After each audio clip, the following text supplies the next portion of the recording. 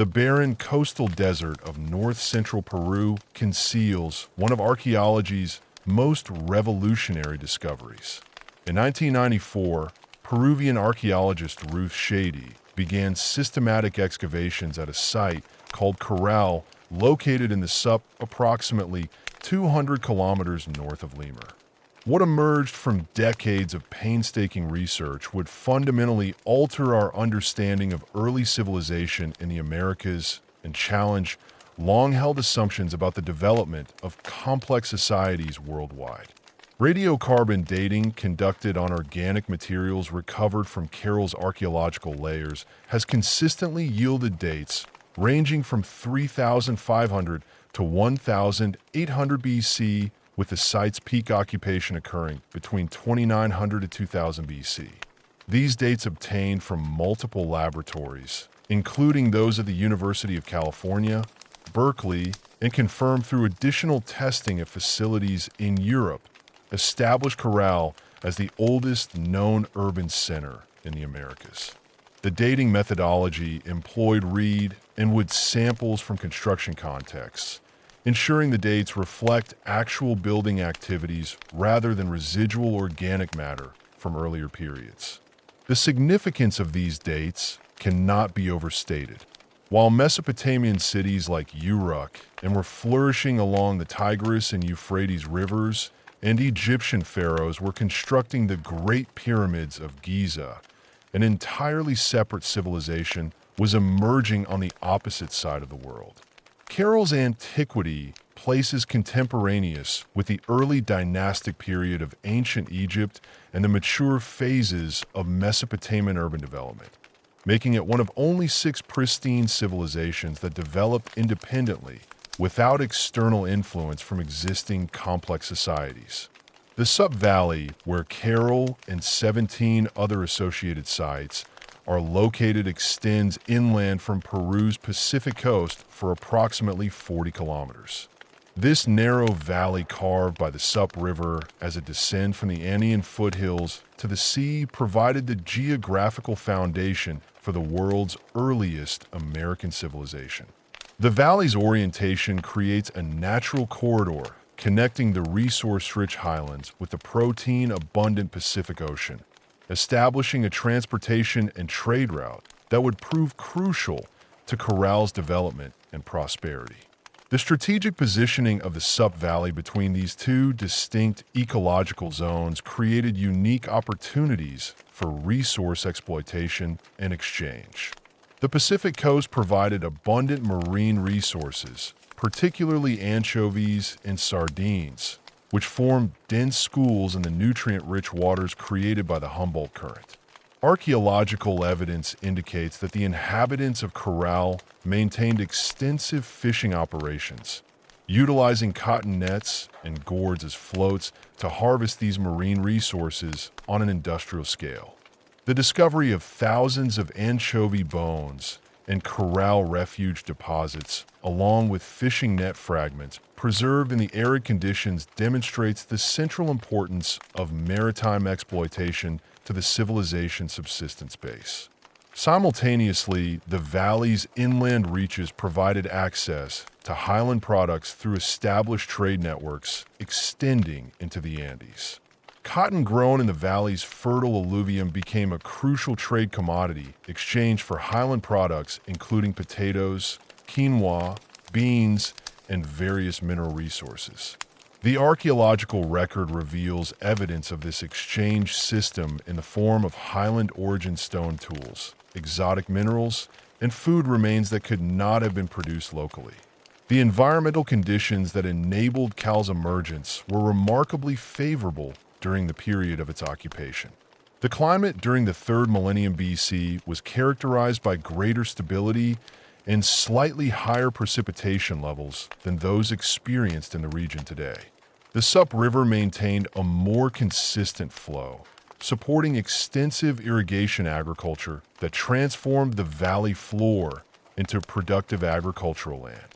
Archaeological surveys have identified the remains of irrigation canals, field systems, and water management infrastructure that supported intensive cultivation of cotton, squash, beans, and other crops.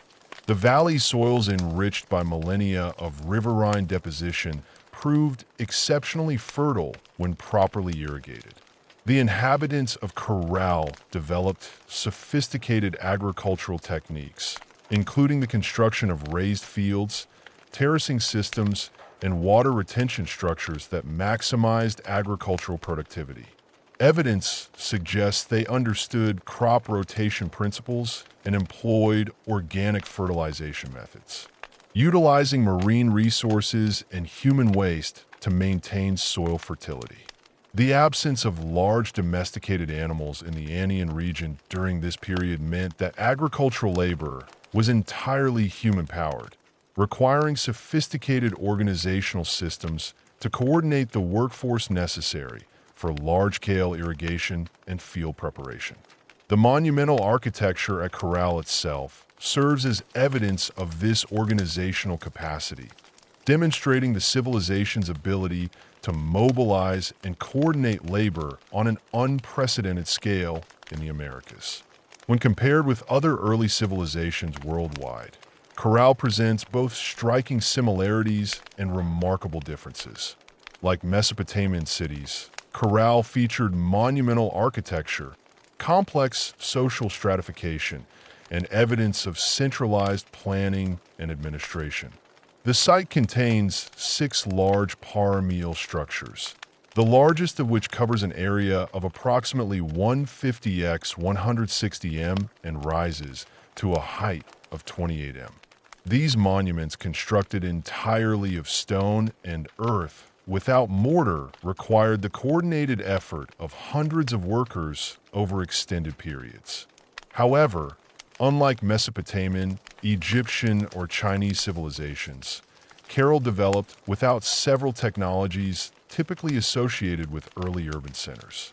Most notably, the Corral Sapop civilization appears to have lacked ceramic technology entirely during its florisance.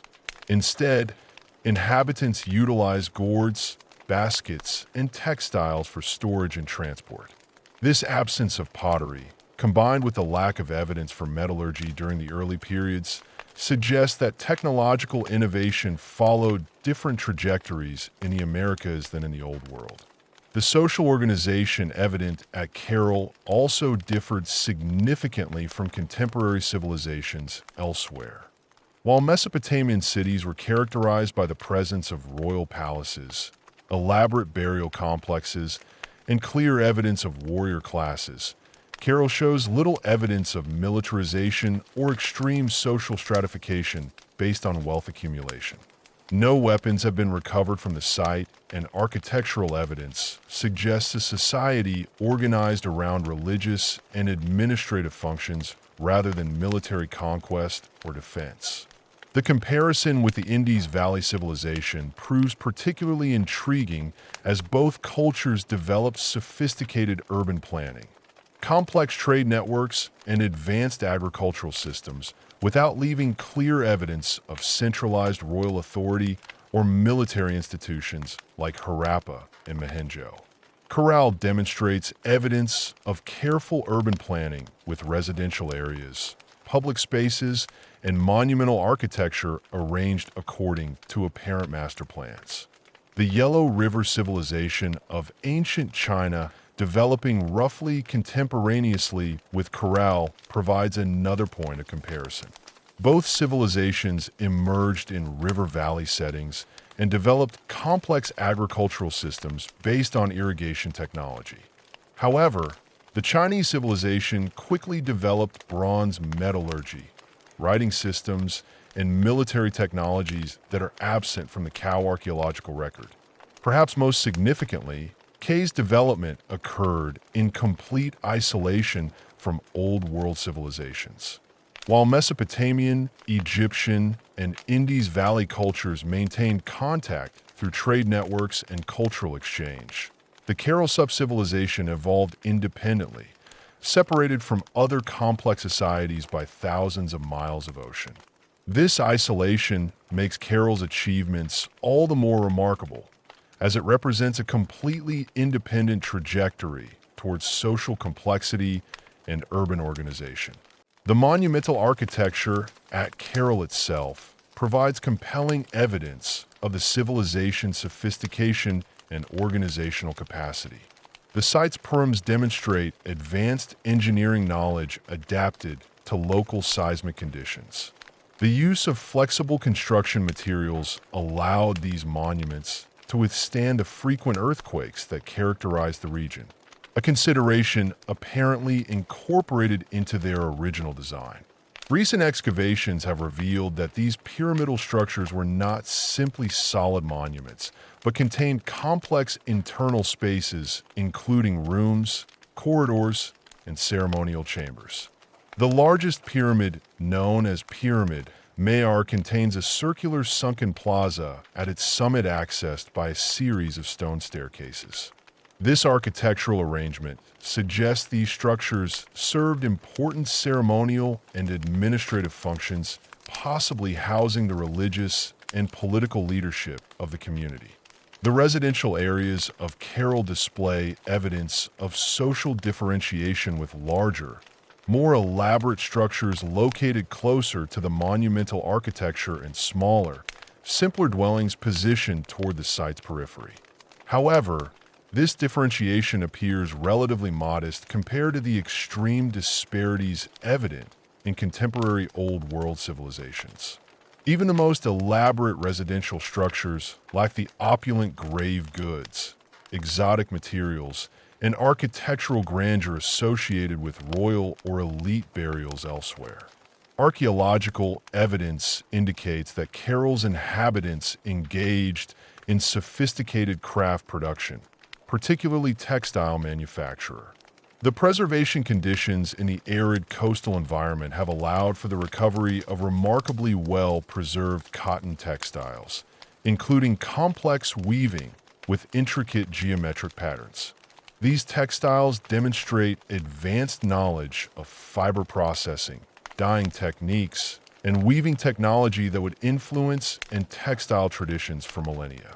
The discovery of numerous musical instruments at Caral, including flutes made from animal bones and clay, suggests that music played an important role in the civilization's ceremonial and social life. Some of these instruments are capable of producing complex musical scales, indicating sophisticated understanding of acoustic principles and musical theory.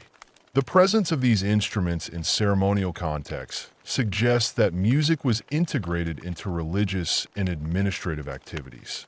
The archaeological investigations conducted across the SUP have revealed a sophisticated settlement hierarchy that extended far beyond the monumental center at Caral itself. Through systematic survey and excavation work spanning 3 decades, researchers have identified 18 distinct sites that formed an integrated urban network during the peak occupation period between 2900 and 2000 BC. These settlements display a carefully organized spatial arrangement that reflects both practical considerations of resource access and symbolic expressions of social and religious authority. Caral occupied the apex of the settlement hierarchy, functioning as the primary ceremonial, administrative, and residential center for the entire valley system.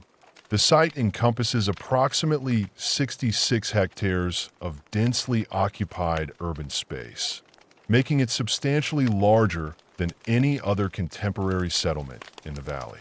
Its 6 major pyramidal complexes, numerous residential compounds, and extensive public plazas established it as the undisputed focal point of political and religious authority. The positioning of Caral, approximately 23 kilometers inland from the Pacific coast, placed it at the optimal location for controlling trade routes between the marine resources of the coast and the agricultural and mineral wealth of the interior highlands. The secondary centers in the settlement hierarchy include Asperero, located near the mouth of the Sup River, and Pueblo Noillo, situated in the valley's middle reaches. Espero, covering roughly 13 hectares, serve as the primary interface between the maritime economy and the valley's inland settlements. Excavations at Espero have revealed extensive fish processing areas, storage facilities for dried marine products, and workshops for manufacturing fishing nets and other maritime equipment. The site's 6 pyramidal mounds, while smaller than those at Corral, demonstrate its significant status within the regional hierarchy. The architectural style at Espero closely parallels that found at Corral, suggesting coordinated planning and shared construction traditions across the valley system. Pueblo Noillo, occupying approximately 8 hectares, appears to have specialized in cotton production and textile manufacturing. The site's location in an area of particularly fertile alluvial soils made it ideally suited for intensive cotton cultivation, while proximity to Corral facilitated the transport of finished textiles to the primary center. Archaeological evidence indicates that Pueblo Noillo maintained a large-scale weaving operations with numerous textile production tools recovered from residential contacts throughout the site. The remaining 15 sites in the valley represent smaller communities ranging from 1 to 5 hectares in area. These settlements typically feature 1 or 2 small paramil structures surrounded by residential areas and agricultural fields. Sites such as Lurasi, Irando, and Alpacoto appear to have functioned as specialized production centers focusing on particular crafts or agricultural products that were then redistributed through the valley's exchange network. Lurahasi, for example, shows evidence of intensive gourd cultivation and container manufacturing, while Irando specialized in the production of stone tools and grinding implements. The spatial distribution of these settlements follows a clear pattern related to resource availability and transportation efficiency. The larger centers are positioned at strategic points along the Sup River, where tributaries join the main watercourse, providing access to expanded agricultural areas and facilitating communication between different parts of the valley.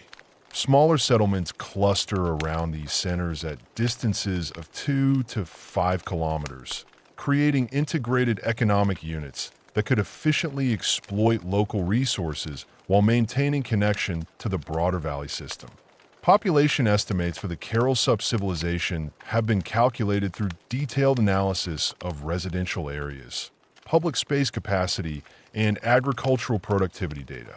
At Curl itself, systematic mapping of residential compounds has identified approximately 3,000 individual room units distributed across the site's various sectors.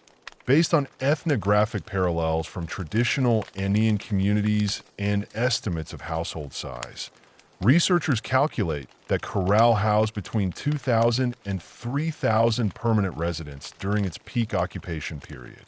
The residential areas at Corral display clear evidence of planned urban development with standardized construction techniques and consistent architectural principles applied across different sectors of the site. Individual residential compounds typically measure between 200 and 400 m and contain multiple rooms arranged around central courtyards. These compounds were constructed using the same stone and mortar technique employed for the pyramidal structures, with walls built from roughly shaped stones held in place by careful fitting and the weight of overlying courses. The larger residential compounds located in proximity to the major paramil complexes feature more elaborate architectural details, including plastered walls, raised platforms, and specialized storage areas. These structures likely house the administrative and religious leadership of the community, along with skilled craftspeople responsible for producing the sophisticated textiles, musical instruments, and other specialized goods found throughout the site. The presence of exotic materials in these compounds, including marine shells, highland minerals, and finished goods from other valley sites, indicates their inhabitants' privileged access to trade networks and luxury items. Smaller residential units concentrated in the site's peripheral areas show simpler construction techniques and fewer architectural embellishments. However, Even these modest dwellings demonstrate access to basic amenities, including storage areas, cooking hearths, and small courtyards for domestic activities. The relatively uniform quality of construction across different residential sectors suggests that while social differentiation certainly existed within Carroll society, it did not reach the extreme levels of inequality characteristic of many other early civilizations. Population estimates for the entire Sup Valley system suggest a total permanent population of approximately 20,000 individuals distributed across the 18 identified sites. This figure is based on residential area calculations for each site adjusted for variations in construction density and architectural complexity. The largest secondary centers, Espero and Pblo Noio, likely house between 1,000 and 1,500 residents each, while the smaller specialized sites contain populations ranging from 100 to 500 individuals. The agricultural capacity of the Sup Valley during the 3rd millennium BC could have supported substantially larger populations than these estimates suggest. Analysis of ancient field systems, irrigation infrastructure, and soil fertility indicates that the valley's agricultural production could have sustained perhaps 30,000 to 40,000 individuals. This suggests that the Carroll subpopulation was well within the carrying capacity of their environment, and that demographic pressure was not a limiting factor in the civilization's development. The social organization of Carroll sub-society displays clear evidence of hierarchical structure. Though this hierarchy appears to have been based primarily on religious and administrative authority rather than military power or extreme wealth accumulation. Archaeological evidence for social stratification comes from several sources, including architectural differentiation, burial practices, and the distribution of specialized goods and exotic materials. The most obvious indicator of social hierarchy is the architectural differentiation evident throughout Corral and other valley sites. The massive para-meal complexes required enormous investments of labor and resources, indicating the existence of powerful institutions capable of organizing and directing such undertakings. The positioning of these monuments at the centers of settlements, combined with their association with elaborate residential compounds, suggests they house the community's religious and political leadership. The internal organization of these pyramidal complexes provides additional evidence of social hierarchy. The structures contain multiple levels of access, with some areas apparently restricted to particular groups or individuals. The circular sunken plazas found atop several pyramids could accommodate only limited numbers of participants, suggesting they hosted exclusive ceremonies or meetings rather than community-wide gatherings. The presence of specialized storage areas within these complexes indicates they served as centers for collecting and redistributing goods throughout the valley system. Burial practices at Corral and other sub-valley sites reveal more subtle forms of social differentiation. The majority of burials discovered at these sites are relatively simple interments with individuals wrapped in cotton textiles and placed in shallow graves within or near residential areas. However, some burials display evidence of special treatment, including more elaborate textile wrapping, the inclusion of grave goods such as musical instruments or exotic materials, and placement in locations of apparent symbolic significance. One particularly notable burial discovered at Carroll involved an individual interred beneath the floor of a residential compound near the site's central para-meal complex. This individual was wrapped in multiple layers of finely woven cotton textiles and accompanied by a collection of bone flutes, marine shell ornaments, and small carved stone objects. The careful preparation of the burial and the quality of the associated grave goods suggest this person held a position of considerable importance within the community, possibly as a religious specialist or community leader. The distribution of specialized goods throughout corral subsites provides additional evidence of social organization and hierarchy. Certain categories of objects, particularly finely crafted textiles, musical instruments, and exotic materials, show concentrated distributions in areas associated with the largest residential compounds and paramil complexes.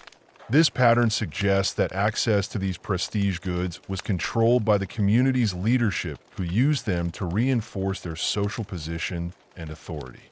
The reconstruction of daily life in Carol Supup society has been greatly enhanced by the exceptional preservation conditions in the coastal desert environment. Organic materials that would have decomposed completely in more humid climates have survived for nearly 5 millennia, providing unprecedented insights into the material culture and daily activities of these early urban communities. Tool assemblages from corral and other valley sites reveal a sophisticated understanding of local raw materials and manufacturing techniques. Stone tools were primarily manufactured from locally available materials, including basalt, quartzite, and CH, with different stone types selected for specific functional requirements. Grinding stones and mortars essential for food processing were typically made from vesicular basalt that provided the rough surface texture needed for efficient grinding. Cutting implements utilized finer grained materials that could be shaped into sharp edges and maintained through careful resharpening. The bone tool assemblage from Carroll includes numerous specialized implements for textile production, food processing, and other domestic activities. Bone needles and weaving tools demonstrate the central importance of textile manufacture in daily life. Many of these tools show evidence of extensive use wear, indicating they were valued possessions maintained and used over extended periods. The sophistication of these bone tools, particularly the weaving implements, reflects the high level of technical skill achieved by Carroll supercrafts people. Textile remains from Carroll represent some of the finest examples of early cotton weaving known from anywhere in the world. The preserved fabrics display complex geometric patterns created through sophisticated weaving techniques, including tapestry, twill, and plain structures. The cotton fibers were processed using specialized tools to remove seeds and prepare them for spinning, then spun into threads of remarkably consistent thickness and strength. The finished textiles were often dyed using plant-based colorants that produced a range of colors, including browns, yellows, and reds. The geometric patterns found on Kyle textiles appear to carry symbolic significance beyond mere decoration. Many designs incorporate motifs that recur in other media, including carved stone objects, gourd decorations, and architectural elements. This consistency suggests these patterns formed part of a shared symbolic system that conveyed meaning within Carroll Supup society. Some patterns appear to represent natural phenomena, such as waves, mountains, or celestial bodies, while others may have indicated social status, religious affiliation, or community identity. Musical instruments from corral provide fascinating insights into the ceremonial and social life of these ancient communities. The bone flutes recovered from the site demonstrate sophisticated understanding of acoustic principles with carefully calculated hole placements that produce specific musical scales. Some flutes are capable of producing chromatic sequences, indicating that Carroll Sup musicians understood complex musical relationships and could perform elaborate compositions. The flutes themselves were manufactured from the bones of various animals, including birds and small mammals. The bone was cleaned and shaped with tone holes drilled using stone tools with remarkable precision. Some instruments show evidence of repair and modification, suggesting they were valued possessions that were maintained and used over extended periods. The discovery of multiple flutes and individual burials indicates that musical performance may have been a specialized skill associated with particular social roles or religious functions. Domestic remains from Carroll residential areas provide detailed information about food preparation, storage, and consumption practices. Cooking hearths, typically constructed from stone slabs arranged to contain fires and support cooking vessels, are found in virtually every residential compound. These hearths were often associated with storage areas containing large gourds and baskets used for holding foodstuffs and other domestic supplies. The food remains recovered from corral sites indicate a diverse diet based on both agricultural products and marine resources. Cotton seeds, beans, squash, and various wild plants provided carbohydrates and nutrients, while anchovies, sardines, and other fish supplied protein. The processing of these foods required specialized tools and techniques, including stone grinding implements for preparing plant foods and bone tools for fish processing. The integration of marine and agricultural resources in the Carroll Supop diet required sophisticated preservation and storage techniques. Fish were dried and stored in large quantities, providing protein throughout the year, even when fresh catches were unavailable. Plant foods were processed and stored in ways that maximized their nutritional value and prevented spoilage. The large storage facilities found at major sites like Carroll and Espero indicate that food security was a central concern in community planning and organization. The architectural achievements of the Carroll Supop civilization represent one of the most remarkable examples of early urban planning and monumental construction in human history. The Great Pyramid of Carroll, known locally as Pyramid Mayor, stands as the centerpiece of this ancient urban complex, rising 28 m above the valley floor and covering a base area of approximately 150 by 60 m. This massive structure, constructed entirely without mortar or metal tools, required the coordinated effort of hundreds of workers over multiple generations and demonstrates an unprecedented level of organizational sophistication for its time period. The construction of Pyramid Mayor employed the innovative shikra technique, which utilized reed bags filled with stones as the primary building material. Archaeological excavations have revealed that workers with bags from locally harvested reeds filled them with carefully selected stones of various sizes, and then stacked these bags in precisely calculated layers to create the pyramid's massive bulk. This technique served multiple purposes beyond simple construction efficiency. The flexible nature of the reed bags allowed the structure to absorb seismic energy during earthquakes, while the varied stone sizes within each bag created a stable matrix that distributed weight evenly across the structure's foundation. The CHRA bags themselves varied in size according to their intended function within the construction sequence. Larger bags measuring up to 1 meter in length were used for the pyramid's core structure, while smaller bags were employed for facing work and detailed architectural elements.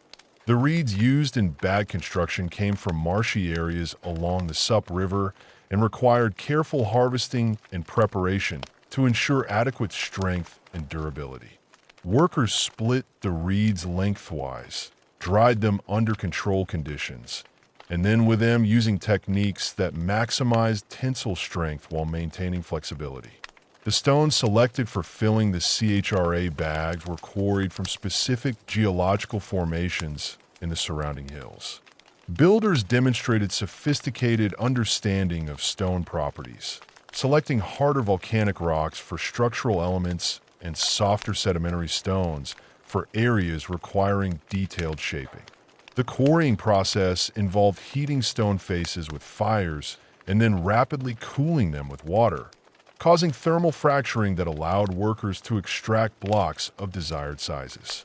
Transportation of these stones from quarry sites to the construction areas required the development of sophisticated logistics systems, including the construction of temporary roads and the organization of large labor crews. The internal structure of Pyramid Mayer reveals a complex arrangement of chambers, corridors, and ceremonial spaces that serve specific religious and administrative functions. The pyramid contains at least 12 distinct rooms connected by a network of stone-lined passages. These chambers vary in size from intimate spaces capable of accommodating only a few individuals to larger halls that could hold gatherings of several dozen people. The walls of these internal spaces were finished with carefully fitted stone blocks and covered with multiple layers of clay plaster that created smooth, durable surfaces. The summit of Pyramid Mayer features a circular sunken plaza measuring 32 m in diameter, accessed by a grand staircase that ascends the structure's northeastern face. This plaza was constructed with precisely fitted stone blocks arranged in concentric circles, creating a series of stepped levels that descend toward a central ceremonial area. The acoustic properties of this circular space were carefully calculated to enhance sound projection, allowing speakers positioned at the center to be heard clearly throughout the plaza. Archaeological evidence suggests this space hosted important ceremonies and gatherings that brought together leadership from throughout the SUP. The 5 additional pyramidal structures at Corral, while smaller than Pyramid Maya, demonstrate equally sophisticated construction techniques and architectural planning. Pyramid de Galeria, the second largest structure at the site, incorporates an innovative gallery system that runs through the structure's interior. This gallery, measuring approximately 60 m in length, features carefully constructed stone walls and a corbelled ceiling that demonstrates advanced understanding of structural engineering principles. The gallery's interior walls are decorated with geometric patterns created through the selective placement of different colored stones, creating visual effects that would have been illuminated by torchlight during ceremonial activities. Pyramid Delicaca showcases another architectural innovation in the form of integrated water management systems. The structure incorporates a series of stone-lined channels that directed rainwater runoff away from the pyramid's base, preventing erosion and structural damage during Peru's occasional heavy rainfall events. These drainage channels connect to a broader, site-wide water management system that included underground conduits, retention basins, and overflow channels designed to handle the valley's variable water supply. The residential areas of Carroll demonstrate urban planning principles that prioritize both functional efficiency and social organization. The site's residential compounds are arranged in distinct sectors, each containing between 15 and 25 individual structures organized around shared courtyards and public spaces. These sectors are connected by a network of stone-paved streets and pathways that facilitate movement throughout the urban complex, while maintaining clear boundaries between different residential areas. Individual residential structures at Carroll follow standardized architectural principles while accommodating variations in size and complexity based on the inhabitants' social status. The largest residential compounds located adjacent to the major pyramidal complexes feature elaborate multi-room layouts with specialized areas for different domestic activities. These structures include dedicated storage rooms with stone-lined pits for preserving foodstuffs, workshops equipped with specialized tools for craft production, and reception areas designed for hosting visitors and conducting business activities. The construction technique employed for residential structures utilized the same stone and mortar approach used in the Paramil complexes, but adapted to the smaller scale and different functional requirements of domestic architecture. Walls were constructed from carefully selected stones fitted together without binding agents, relying on precise placement and the weight of overlying courses for structural stability. The interior surfaces of these walls were finished with multiple layers of clay plaster mixed with organic materials that provided smooth, cleanable surfaces suitable for daily domestic use. The roofing systems employed in Corral's residential architecture demonstrate sophisticated understanding of local environmental conditions and available materials. Builders constructed flat roofs using wooden beams obtained from highland trade networks covered with layers of reed matting and sealed with clay-based waterproofing compounds. These roofs were designed with slight slopes that directed rainwater toward collection points where it could be stored for domestic use or channeled into the site's drainage system. The amphitheater complexes at Corral represent some of the most innovative architectural achievements of the civilization. The largest of these structures, located near the site's ceremonial center, consists of a series of concentric stone terraces arranged around a central performance area. The terraces were constructed using carefully cut stone blocks fitted together with remarkable precision, creating stable seating areas that could accommodate several hundred spectators. The acoustic design of these amphitheaters incorporated principles that enhanced sound projection from the central performance area to all seating levels, ensuring that speakers and musicians could be heard clearly throughout the structure. The central performance areas of these amphitheaters feature sophisticated architectural details, including raised platforms, acoustic reflectors, and specialized areas for different types of performances. Archaeological evidence suggests these spaces hosted a variety of activities, including musical performances, religious ceremonies, and administrative gatherings. The discovery of numerous musical instruments in association with these structures confirms their importance in the ceremonial and social life of the community. The site's drainage and water management systems represent perhaps the most technically sophisticated aspects of Carroll's urban infrastructure. The civilization's engineers developed an integrated network of stone-lined channels, underground conduits, and retention basins that managed water flow throughout the urban complex. The main drainage system consists of a primary channel that runs along the site's central axis, collecting runoff from the paramil structures and residential areas and directing it toward agricultural fields located downstream from the urban center. Secondary drainage channels branch off from this main system to serve individual residential sectors and specialized activity areas. These channels were constructed with carefully calculated gradients that maintained adequate flow rates while preventing erosion of the channel walls. The channels themselves were lined with fitted stone blocks and covered with removable stone slabs that allowed for maintenance access while protecting the system from debris accumulation. The anti-seismic construction methods employed at Corral demonstrate remarkable understanding of earthquake engineering principles that would not be formally recognized by modern engineering until the 20th century. The flexible sheet construction technique allowed structures to absorb and dissipate seismic energy without catastrophic failure, while the careful foundation preparation and weight distribution prevented differential settling that could compromise structural integrity during ground movement.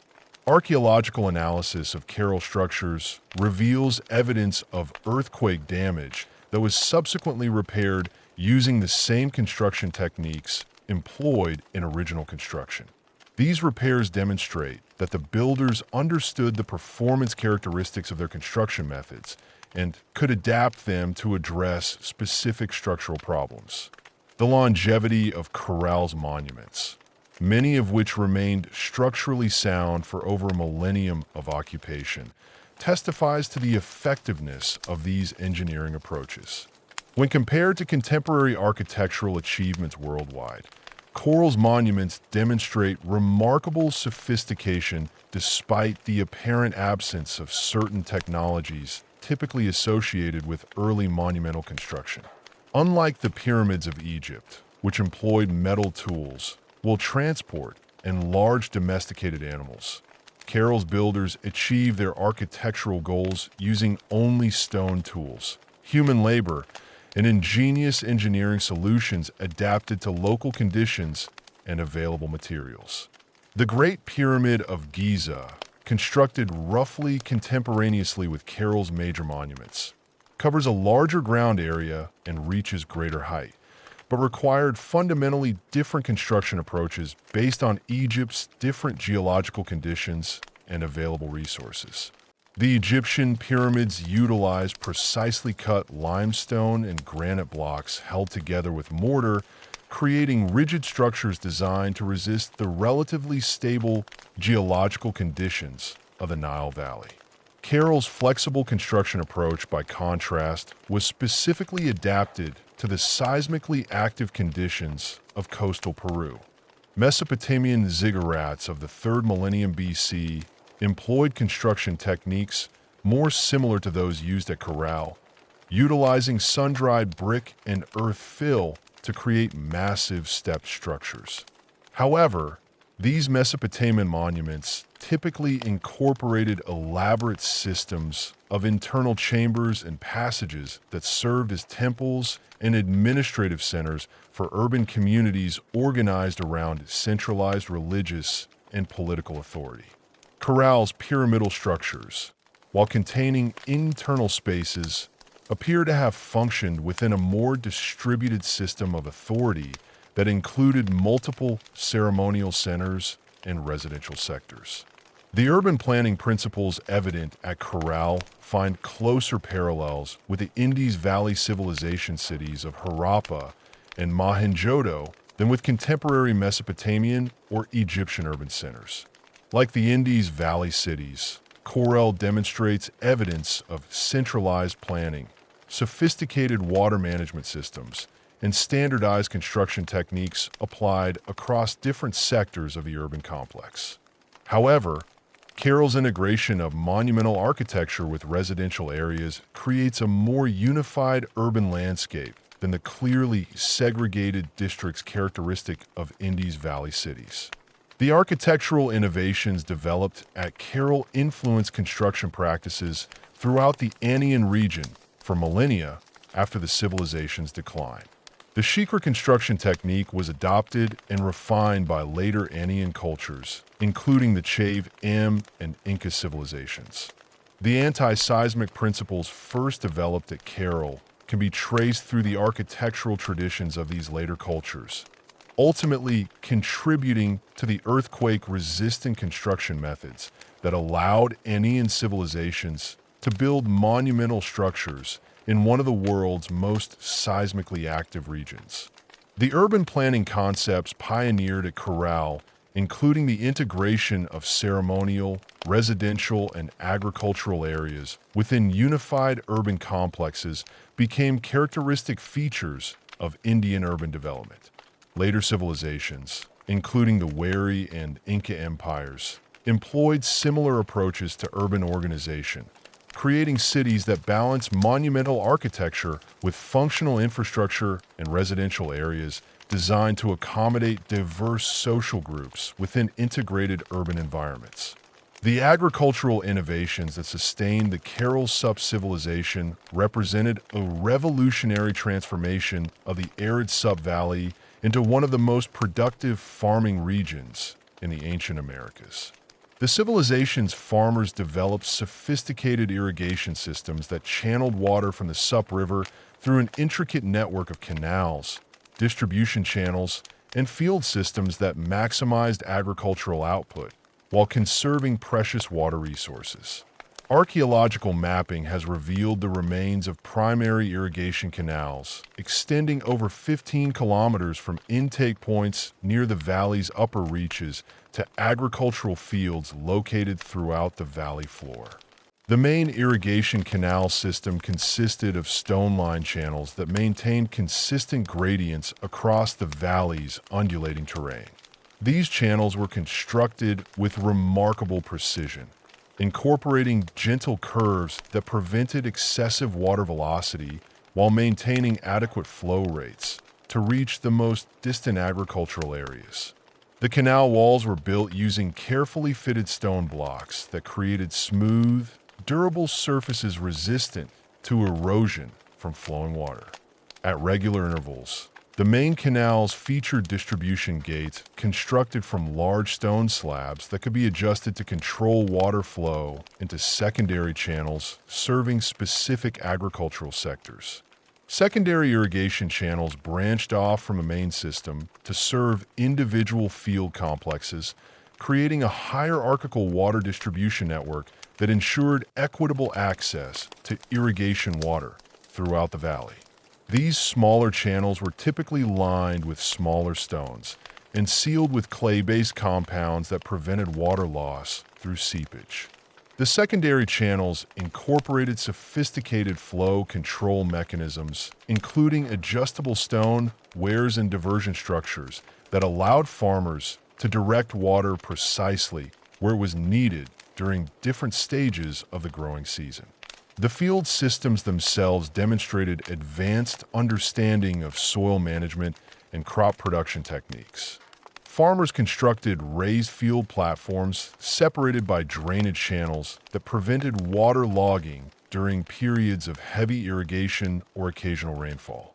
These raised fields were built up using layers of fertile alluvial soil mixed with organic matter, including fish remains, human waste, and decomposed plant materials that provided essential nutrients for crop growth.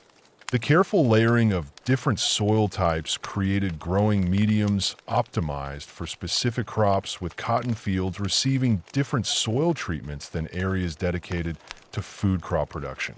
Terracing systems carved into the valley's hillsides expanded the total area available for cultivation while preventing soil erosion on sloped terrain. These terraces were constructed using dry stone retaining walls that held back carefully prepared growing surfaces. The terrace systems incorporated sophisticated drainage features that channeled excess water from upper levels to lower terraces, creating cascade irrigation systems that maximize water use efficiency. Archaeological evidence indicates that these terrace areas were primarily dedicated to cotton cultivation. Taking advantage of the excellent drainage and sun exposure provided by hillside locations, cotton emerged as the cornerstone crop of the Kyle Soup agricultural system, serving both domestic needs and forming the foundation of extensive trade networks that connected the valley to coastal and highland communities throughout the region. The cotton varieties cultivated by Carroll Sup farmers included both short staple and long staple types, with different varieties selected for specific end uses. Short staple cotton was primarily used for everyday textiles and rope production, while the prized long staple varieties were reserved for fine textiles and the specialized fishing nets that formed a crucial component of the civilization's maritime economy. The cultivation of cotton required sophisticated understanding of plant breeding and agricultural timing. Farmers selected seeds from plants displaying desired characteristics, including fiber length, strength, and color, gradually developing improved varieties through selective breeding over multiple generations. The cotton growing season was carefully timed to take advantage of optimal weather conditions, with planting typically occurring during the valley's brief rainy season and harvesting scheduled to avoid periods of high humidity that could damage the fiber quality. Cotton processing involved multiple specialized techniques that transformed raw cotton bolls into high-quality fibers suitable for textile production. Workers used wooden tools to separate cotton fibers from seeds, a labor-intensive process that required skill to avoid damaging the delicate fibers. The cleaned cotton was then combed using specialized implements made from thorns or carved bone to align the fibers and remove any remaining debris. This processed cotton was spun into thread using simple spindles weighted with ceramic or stone whorls, creating threads of remarkable consistency and strength. Bean cultivation formed another crucial component of the agricultural system, providing essential protein and nutrients that complemented the marine resources obtained through coastal trade. The beans grown in the Super Valley included several varieties of lima beans and common beans with different types, selected for their nutritional content, storage characteristics, and growing requirements. Bean fields were typically located in areas with particularly fertile soil and reliable water access, as these crops required consistent moisture throughout their growing season. The integration of bean cultivation with other crops demonstrated sophisticated understanding of agricultural ecology and soil management. Farmers practiced crop rotation systems that alternated beans with cotton and other crops, taking advantage of the nitrogen-fixing properties of bean plants to maintain soil fertility without external fertilizer inputs. This rotation system also helped control pest and disease problems by interrupting the life cycles of crop-specific pathogens and insects. Squash cultivation provided both food and utilitarian products essential to daily life in Carlupe communities. The large hard-shelled gourds produced by these plants served as containers for water storage, food preparation, and transport of goods throughout the trade network. Archaeological excavations have recovered hundreds of gourd containers from corral and other valley sites, many showing evidence of careful shaping and decoration that transformed utilitarian objects into artistic expressions of cultural identity. The cultivation of squash and gourds required specialized growing techniques adapted to the plant's sprawling growth habits and long growing seasons. Farmers constructed trellising systems using wooden posts and cotton cordage that supported the heavy vines and prevented fruit from rotting in contact with irrigated soil. The timing of gourd harvest was critical, as premature harvesting produced containers with inadequate durability, while overripe gourds developed thick shells that were difficult to hollow and shape. Sweet potato cultivation represented an important adaptation of highland crop varieties to the coastal valley environment. These nutritious tubers provided carbohydrates and essential vitamins that supplemented the protein-rich marine diet characteristic of coastal communities. The sweet potatoes grown in the Sup Valley were smaller and more densely nutritious than modern varieties with purple and orange flesh that indicated high concentrations of beneficial compounds. The cultivation of sweet potatoes required specialized field preparation techniques that created the loose, well-drained soil conditions these plants required for optimal tuber development. Farmers constructed raised planting beds using mixtures of sand, organic matter, and carefully composted materials that provided excellent drainage while retaining adequate moisture for plant growth. The harvest of sweet potatoes was timed to coincide with the dry season, when the tubers could be properly cured and stored for consumption throughout the year. The integration of marine and terrestrial economies represented one of the most sophisticated aspects of Carroll's soup resource management, creating a symbiotic relationship between coastal fishing communities and inland agricultural centers that maximized the productivity of both economic sectors. Cotton cultivation in the valley's interior provided the raw materials for manufacturing the fishing nets essential to large-scale marine resource exploitation, while coastal communities supplied protein-rich fish that supplemented the agricultural diet and provided organic fertilizers for crop production. The fishing nets produced from Sup Valley cotton were remarkably sophisticated implements that demonstrated advanced understanding of marine ecology and fishing techniques. These nets were constructed using cotton cordage of varying thicknesses, with heavier lines forming the net framework and finer threads creating the mesh designed to capture specific fish species. The mesh sizes were carefully calculated to target the abundant anchovies and sardines that formed dense schools in the nutrient-rich waters off the Peruvian coast, while allowing smaller fish to escape and larger predatory species to break free without damaging the nets. The production of fishing nets required specialized skills and considerable labor investment, making them valuable trade goods that commanded high prices in coastal markets. Net manufacturing involved multiple stages of production, from spinning cotton fibers into strong, consistent thread to the complex knotting techniques used to create the net mesh. Skilled net makers could produce nets of specific dimensions and mesh sizes tailored to particular fishing applications, creating specialized product for different fishing techniques and target species. Gourd floats represented another crucial component of the maritime technology that connected valley agriculture to coastal fishing operations. The large bottle gourds cultivated in the sup were hollowed out and sealed to create buoyant floats that supported fishing nets and marked fishing locations.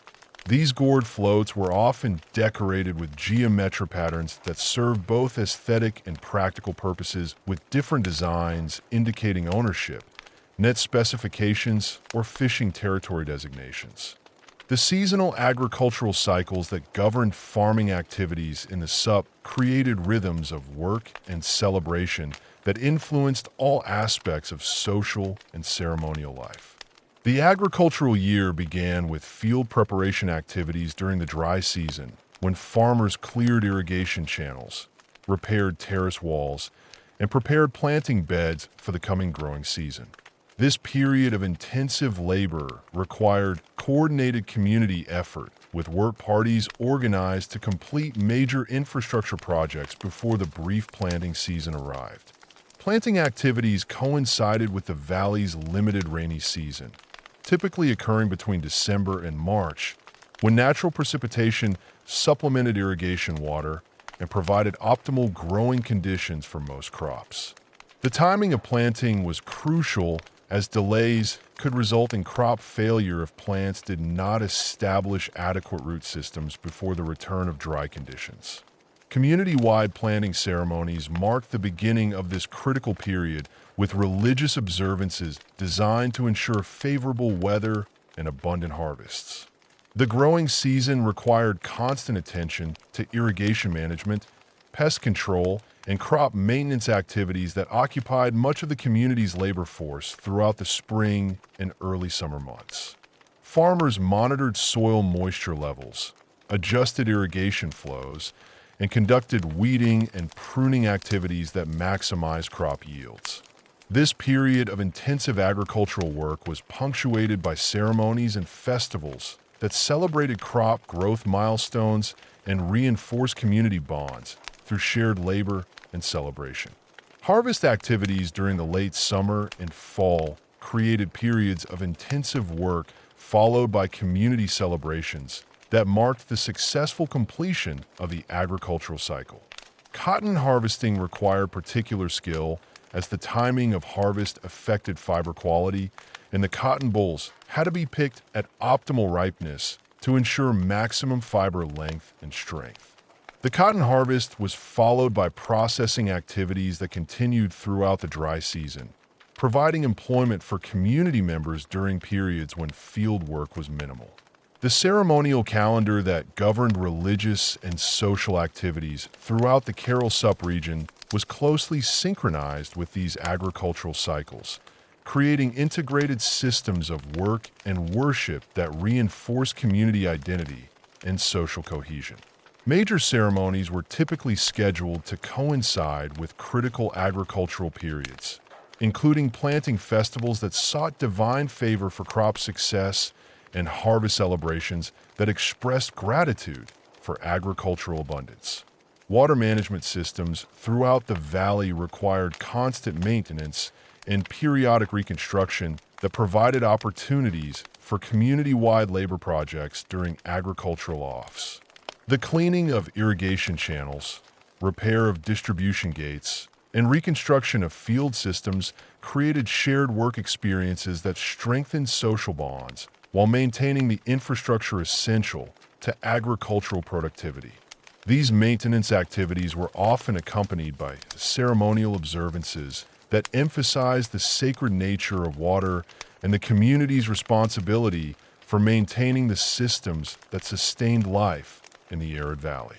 The storage and preservation of agricultural surpluses represented crucial aspects of resource management that enabled the Carroll sub-civilization to support large populations and weather periodic crop failures or environmental disruptions. Large storage facilities at major sites like Corral and Pueblo Nuevo contained hundreds of ceramic vessels, baskets, and gourd containers filled with preserved foods, including dried beans, processed cotton, and other agricultural products that could be stored for extended periods without spoilage. The techniques used for food preservation demonstrated sophisticated understanding of moisture control, pest management, and storage container design that maximized the shelf life of stored products.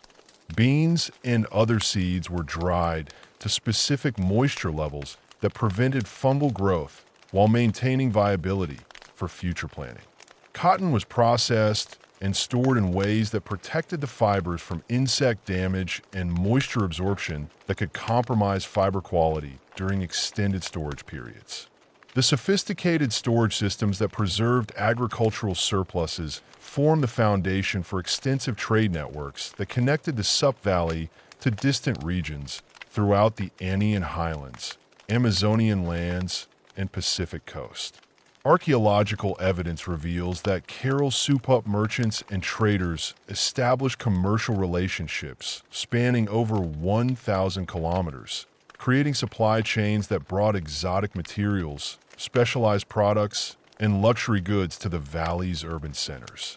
These trade networks operated through a complex system of reciprocal exchange, tribute relationships, and specialized merchant expeditions that maintained regular contact between geographically dispersed communities. The discovery of marine shells from tropical Pacific waters at highland sites over 500 kilometers inland demonstrates the extensive reach of these trade networks.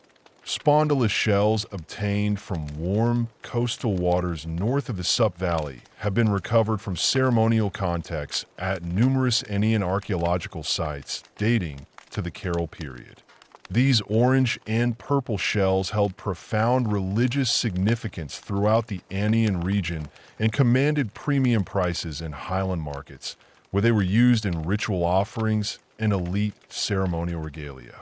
The processing of these shells into finished ornaments required specialized knowledge and tools, creating opportunities for skilled crafts to add value through manufacturing while generating employment in coastal communities. Stroh shells from even more distant tropical waters have been found in Carol Sup archaeological contexts, indicating trade connections extending northward along the Pacific coast to present-day Ecuador and possibly Colombia. These large conch shells were prized for their acoustic properties and were fashioned into trumpets used in ceremonial contexts throughout the Andean region. The transportation of these bulky shells over hundreds of kilometers required organized trading expeditions with adequate carrying capacity and knowledge of overland routes connecting coastal and highland regions. Highland products flowing into the Sup Valley included obsidian from volcanic sources in the central Andes, prized for its ability to hold extremely sharp edges essential for precision cutting tasks. Chemical analysis of obsidian artifact from Corral has identified source locations over 300 kilometers inland, indicating regular trade relationships with highland communities controlling these valuable geological resources. The obsidian arrived in the valley as raw nodules that were then processed by skilled knappers into finished tools, including knives, scrapers, and ceremonial blades used in religious rituals. Cinnabar, a bright red mercury, sulfide mineral obtained from highland mining operations, appears in Corral Sups as both raw pigment and incorporated into finished ceremonial objects. This mineral was ground into powder and mixed with organic binders to create brilliant red paint used for decorating textiles, architectural elements, and human bodies during religious ceremonies.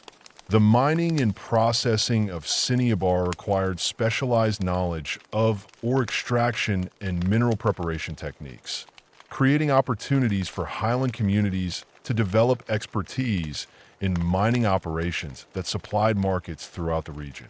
Quartz crystals and other semi-precious stones from highland sources were fashioned into ornaments, ceremonial objects, and tools that held both practical and symbolic value in Carol's subsociety. These crystals were carefully shaped using abrasive techniques that required considerable skill and time investment, creating finished products that commanded high prices in local and regional markets.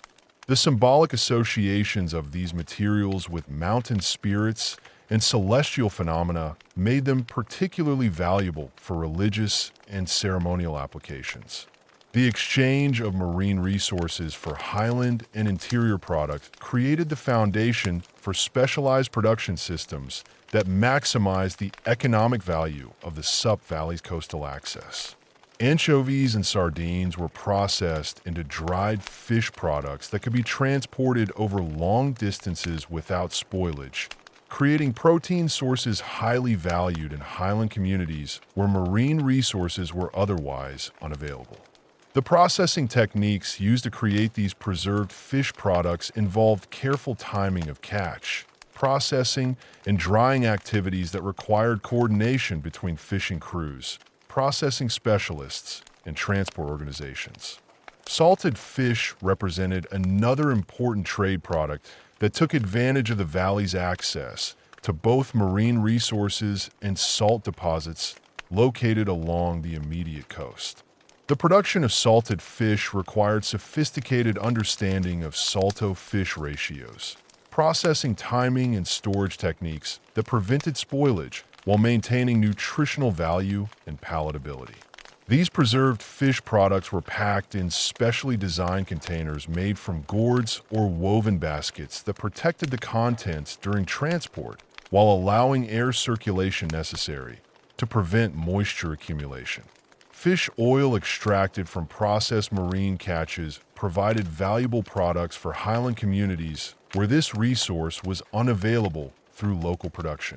The oil was used for food preparation, leather processing, waterproofing applications, and medicinal purposes that made it highly sought after in interior markets.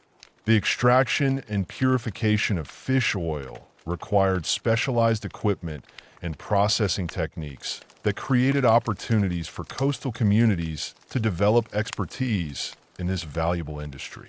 Molly shells collected from rocky coastal areas were processed into tools, ornaments, and ceremonial objects that were traded throughout the region.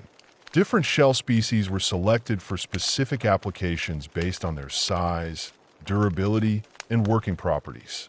Large mussel shells were fashioned into cutting implements and scrapers, while smaller shells were perforated and strung into beads and decorative elements used in textile production and personal ornamentation.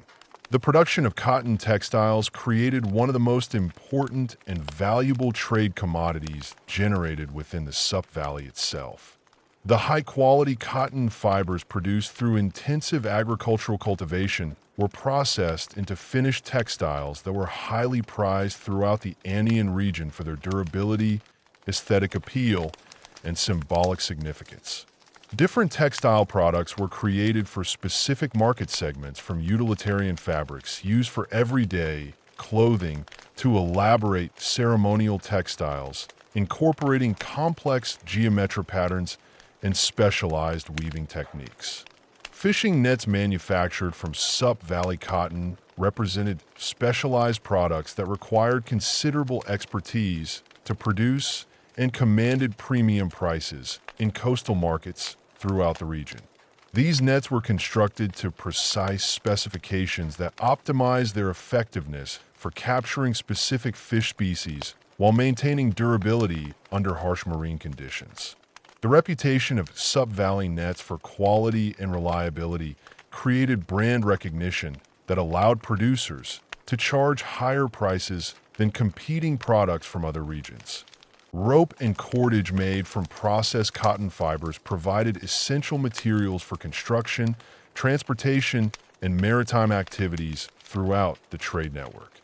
Different rope specifications were produced for specific applications, from heavy-duty cordage used in construction projects to fine threads used in textile production and net manufacturing. The standardization of rope products according to thickness, strength, and length specifications facilitated trade by creating predictable product categories that could be easily evaluated and priced by merchants and consumers. Specialized craft production within the Sup Valley created numerous categories of manufactured goods that were distributed through regional trade networks. Bone tools crafted from marine mammal bones and bird bones were shaped into needles, awls, fish hooks, and other implements that were highly valued for their durability and functional effectiveness. The production of these bone tools required access to raw materials through coastal hunting and fishing activities combined with specialized knowledge of bonework techniques that maximized the utility of finished products. Gourd containers represented another major category of manufactured trade goods that took advantage of the valley's agricultural production capabilities. These containers were shaped, decorated, and finished according to specific functional requirements. From water storage vessels designed for long distancias transport to specialized containers used for food preparation and storage. The decoration of gourd containers using carved geometric patterns, painted designs, and inlaid materials created aesthetic appeal that increased their value in regional markets. Stone tool production utilized locally available raw materials combined with imported obsidian and other specialized stones to create implements. Tailored to specific functional requirements, ground stone tools, including mortars, pestles, and grinding platforms, were manufactured from local volcanic rocks and finished to precise specifications that optimized their effectiveness for food processing applications. The production of these tools required considerable skill and time investment, creating opportunities for specialized craftspeople to develop expertise that commanded premium prices for their products. Jewelry and personal ornament production incorporated both local and imported raw materials into finished products that served as indicators of social status and cultural identity.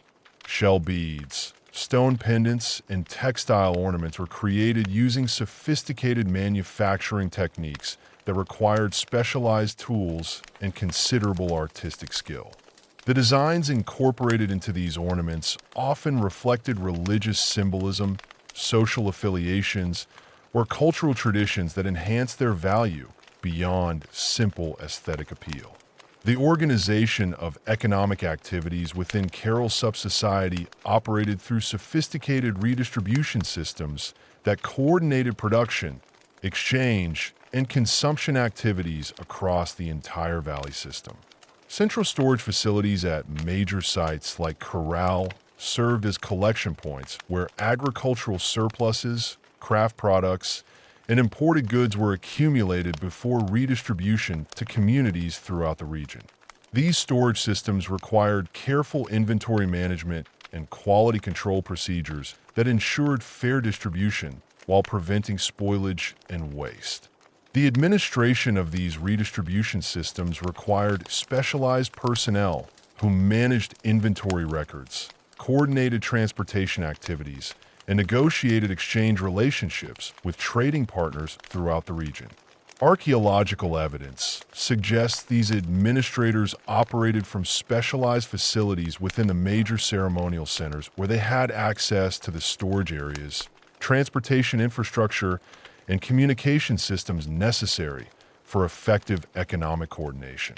Labor organization systems coordinated the workforce necessary for large-scale production activities while ensuring adequate labor availability for essential agricultural and maintenance tasks.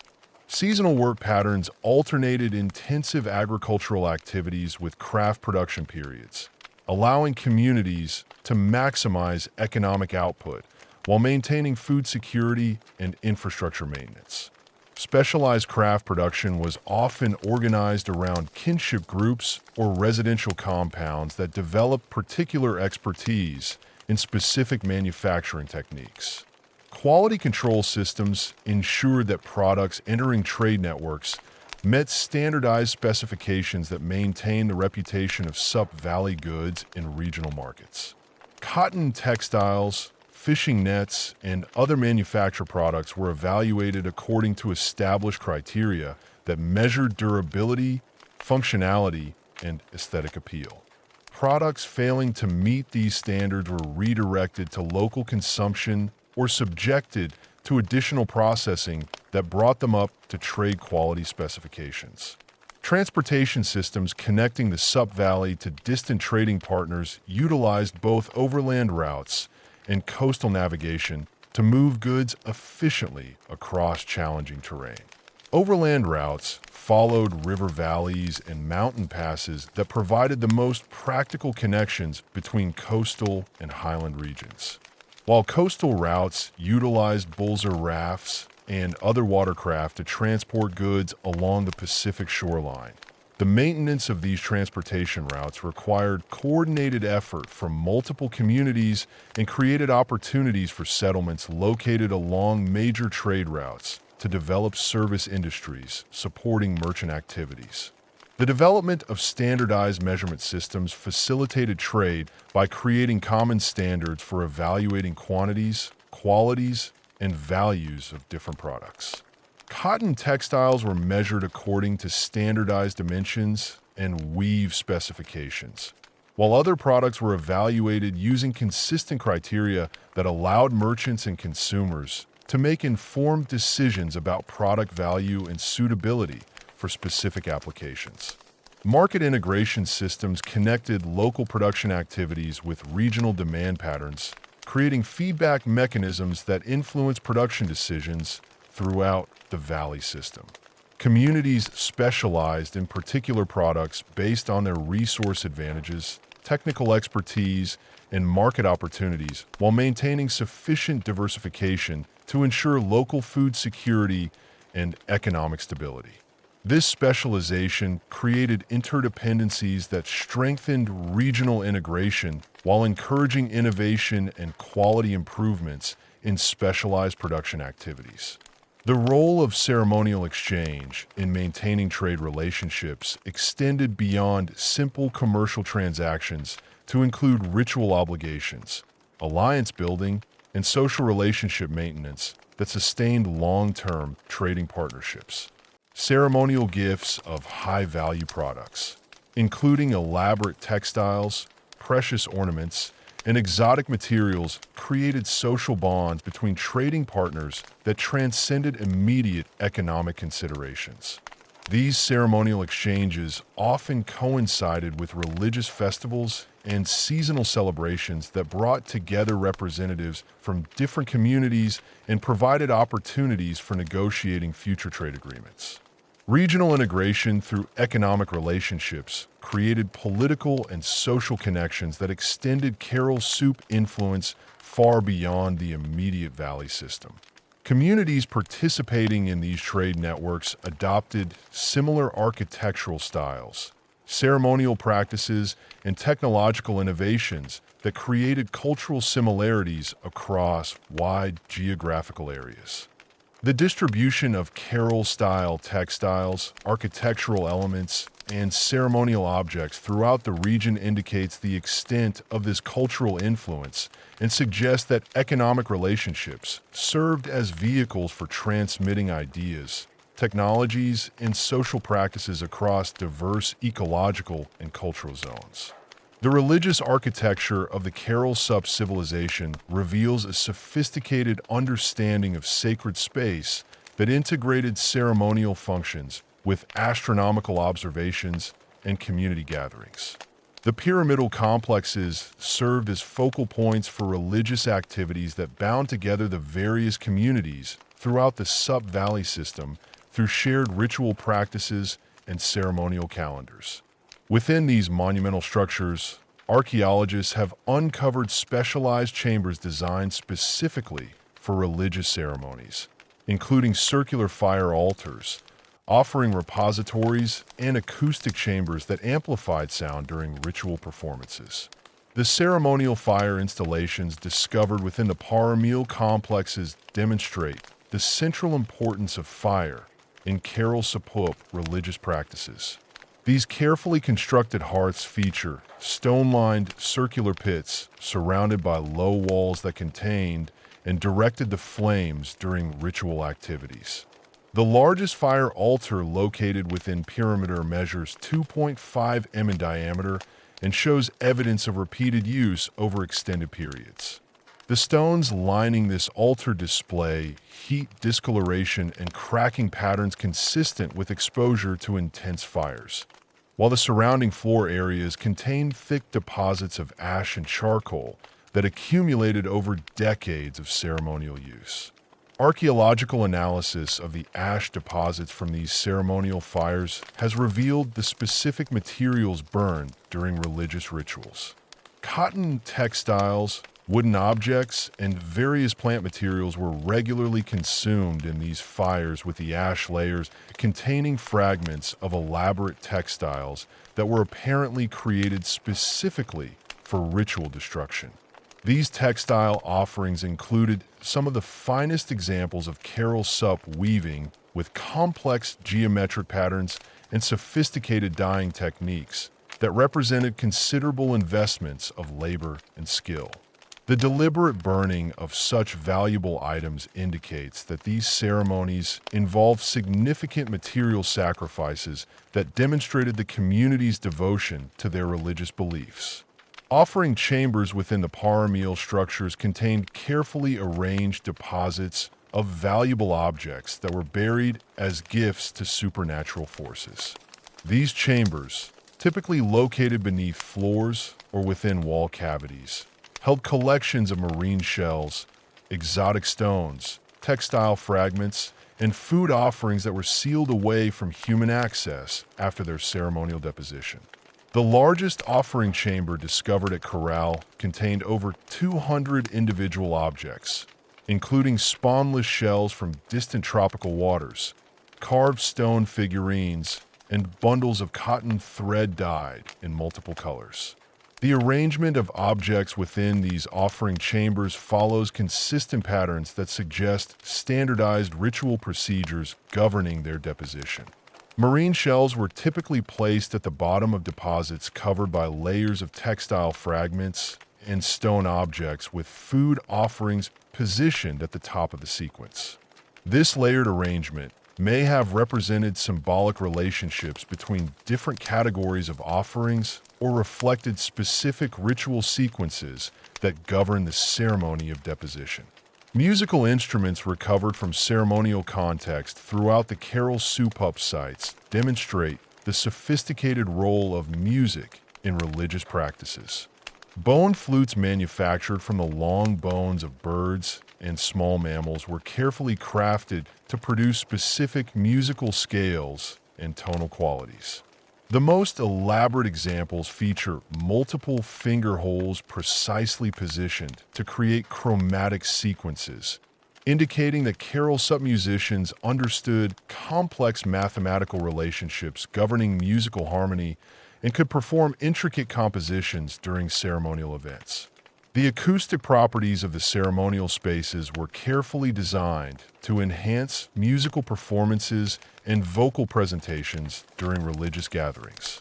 The circular sunken plazas at top the pyramidal structures function as natural amphitheaters that amplify sound from the central performance area while creating intimate acoustic environments for participants.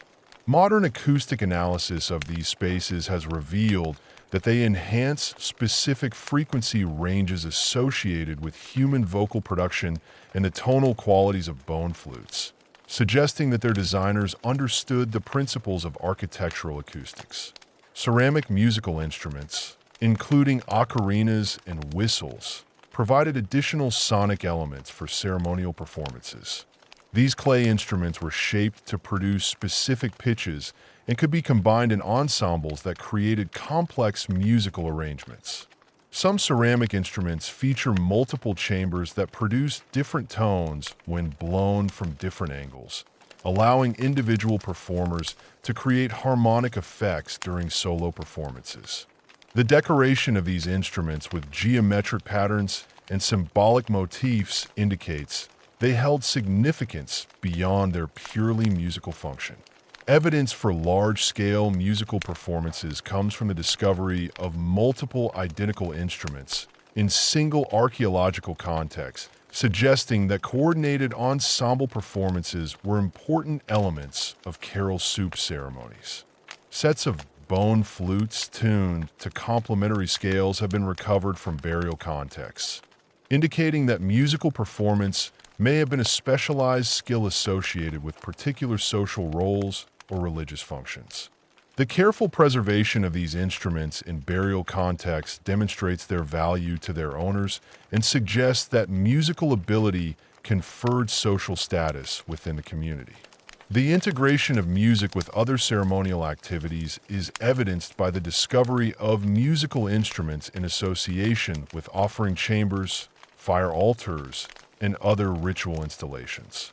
Bone flutes were often placed alongside textile offerings and exotic materials and ceremonial deposits, indicating that musical performances accompanied the deposition of valuable gifts to supernatural forces. The positioning of these instruments within ritual context suggests that music served to communicate with spiritual entities and facilitate the transfer of offerings from the human to the supernatural realm. Astronomical alignments incorporated into the architecture of carols' ceremonial complexes reveal sophisticated knowledge of celestial movements and their integration into religious and agricultural calendars. The primary axis of Pyramid Mayer aligns precisely with the rising point of the constellation we now call the Southern Cross during the period of the site's peak occupation. This constellation held profound significance for Indian peoples throughout history, and its alignment with the pyramid's orientation suggests that Kalup religious practices incorporated detailed observations of stellar movements. The circular sunken plaza at top Pyramid Mayer contains stone markers positioned to indicate the rising and setting points of significant celestial bodies during different seasons of the year. These markers, carved from local stone and precisely positioned within the plaza's perimeter, create a sophisticated astronomical calendar that could be used to predict seasonal changes and optimal timing for agricultural activities. The accuracy of these alignments demonstrates that carol soup astronomers maintained detailed observations of celestial movements over extended periods and incorporated this knowledge into their architectural planning. Solar observations played a crucial role in determining the timing of ceremonial activities and agricultural operations throughout the SUP. The positioning of ceremonial structures creates sight lines that mark the summer and winter solstices, spring and autumn equinoxes, and other significant solar events that govern the annual cycle of religious and economic activities. During solstice periods, the shadows cast by pyramidal structures fall across specific architectural features in ways that create dramatic visual effects, highlighting the significance of these astronomical events. Lunar observations were incorporated into ceremonial timing through architectural features that track the monthly cycles of the moon and its seasonal variations in rising and setting positions. Stone markers within ceremonial plazas align with lunar standstill positions that occur at 18.6-year 6-year intervals, indicating that carol astronomers understood complex lunar cycles that required decades of careful observation to document accurately. The integration of these long-term lunar cycles into architectural planning suggests that the ceremonial calendar operated on multiple temporal scales, ranging from daily observations to multi-generational astronomical patterns.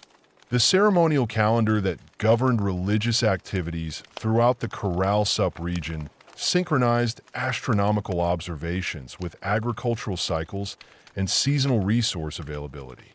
Major ceremonies were timed to coincide with critical agricultural periods, including planting and harvest seasons, when community cooperation was essential for economic success. The astronomical alignments built into ceremonial architecture provided precise, timing mechanisms that ensured these important ceremonies occurred at optimal moments in the annual cycle. Seasonal ceremonies marking the transition between different agricultural periods brought together participants from throughout the valley system for large-scale religious observances. These gatherings held in the amphitheater complexes and ceremonial plazas could accommodate hundreds of participants and featured elaborate musical performances, ritual offerings, and communal feasting that reinforced social bonds while celebrating successful completion of agricultural tasks. The coordination of these large-scale ceremonies required sophisticated organizational systems that manage logistics, food preparation, and ceremonial protocols for diverse groups of participants. The role of specialized religious practitioners in conducting ceremonies is evidenced by the discovery of elaborate burial contexts containing individuals interred with collections of ceremonial objects, musical instruments, and exotic materials indicating their special status within the community. These burials, typically located within or adjacent to ceremonial structures, contain significantly more grave goods than ordinary interments and included objects specifically associated with ritual activities. The careful preparation of these burials and the quality of associated grave goods suggest these individuals held important positions as intermediaries between the human community and supernatural forces. Textile offerings found in ceremonial contexts represent some of the most sophisticated examples of carol soup artistic achievement, with elaborate geometric patterns that may have conveyed specific religious or symbolic meanings. These ceremonial textiles were created using specialized weaving techniques that produced complex visual effects through the manipulation of colored threads and varying weave structures. The geometric motifs incorporated into these textiles include representations of natural phenomena, such as waves, mountains, and celestial bodies, as well as abstract patterns that may have held symbolic significance within the religious belief system. The production of ceremonial textiles required specialized knowledge and considerable time investment, making them valuable offerings that demonstrated the community's commitment to religious observances. The most elaborate examples feature multiple colors created using plant-based dyes and incorporate metallic threads made from beaten copper or gold that created brilliant visual effects when illuminated by firelight during nighttime ceremonies. The discovery of partially completed ceremonial textiles in residential contexts indicates that their production was distributed throughout the community rather than concentrated in specialized workshops. Evidence for human participation in ceremonies comes from the discovery of human remains in ceremonial contexts, though these appear to represent natural deaths rather than sacrificial practices. Several burials within ceremonial structures show evidence of careful preparation and positioning that suggests these individuals were interred as part of religious observances marking the completion or dedication of architectural projects. The absence of trauma indicators on these skeletal remains indicates that human sacrifice was not a component of carol soup religious practices, distinguishing these ceremonies from those documented at later Indian sites. The integration of water into ceremonial practices is evidenced by the sophisticated hydraulic systems that supplied ceremonial areas with flowing water during religious observances. Stone-lined channels directed water from the valley's irrigation system into ceremonial plazas and offering chambers, creating flowing water features that enhance the sensory experience of religious gatherings. The sound of flowing water combined with musical performances and the visual effects of ceremonial fires to create multi-sensory environments that heighten the emotional impact of religious ceremonies. Purification rituals involving water are suggested by the discovery of specialized basins and channels within ceremonial areas that appear designed for ritual cleansing activities. These stone-lined basins, fed by carefully controlled water flows, could accommodate individual participants or small groups engaging in ceremonial washing or purification procedures. The positioning of these features within ceremonial complexes indicates that purification activities were important preparatory elements of religious observances. The role of hallucinogenic plants and ceremonial practices remains unclear from the archaeological evidence, though the presence of specialized grinding stones and processing equipment in ceremonial contexts suggests that plant materials were prepared for consumption during religious activities. Chemical analysis of residues from these grinding implements has not yet identified specific psychoactive compounds, but the careful preparation and processing of plant materials indicates that botanical substances played important roles in ceremonial procedures. Feasting activities associated with ceremonial gatherings are evidenced by large-scale food preparation areas located adjacent to ceremonial plazas and amphitheater complexes. These areas contain multiple fire hearths, food processing equipment, and storage facilities that could support the preparation of meals for hundreds of participants during major religious observances. The remains of these communal meals include both marine and terrestrial food sources, indicating that ceremonial feasts incorporated the full range of resources available to the community and demonstrated abundance and prosperity through generous hospitality. The symbolic significance of specific animals and carol religious practices is suggested by the discovery of carefully prepared animal remains in ceremonial contexts. Bird bones, particularly those from marine species, appear frequently in offering deposits and may have held special significance related to the connection between terrestrial and marine environments that was central to the civilization's economic system. The careful arrangement of these animal remains and ceremonial deposits indicates that they were not simply food refuse, but held symbolic importance in religious observances. The textile production techniques developed by the Coral Sapop civilization represented one of the most advanced manufacturing systems in the ancient world, rivaling contemporary developments in Egypt and Mesopotamia while utilizing entirely different raw materials and processing methods. Cotton cultivation formed the foundation of this textile industry, with farmers developing specialized varieties optimized for different applications ranging from utilitarian cordage to the finest ceremonial fabrics.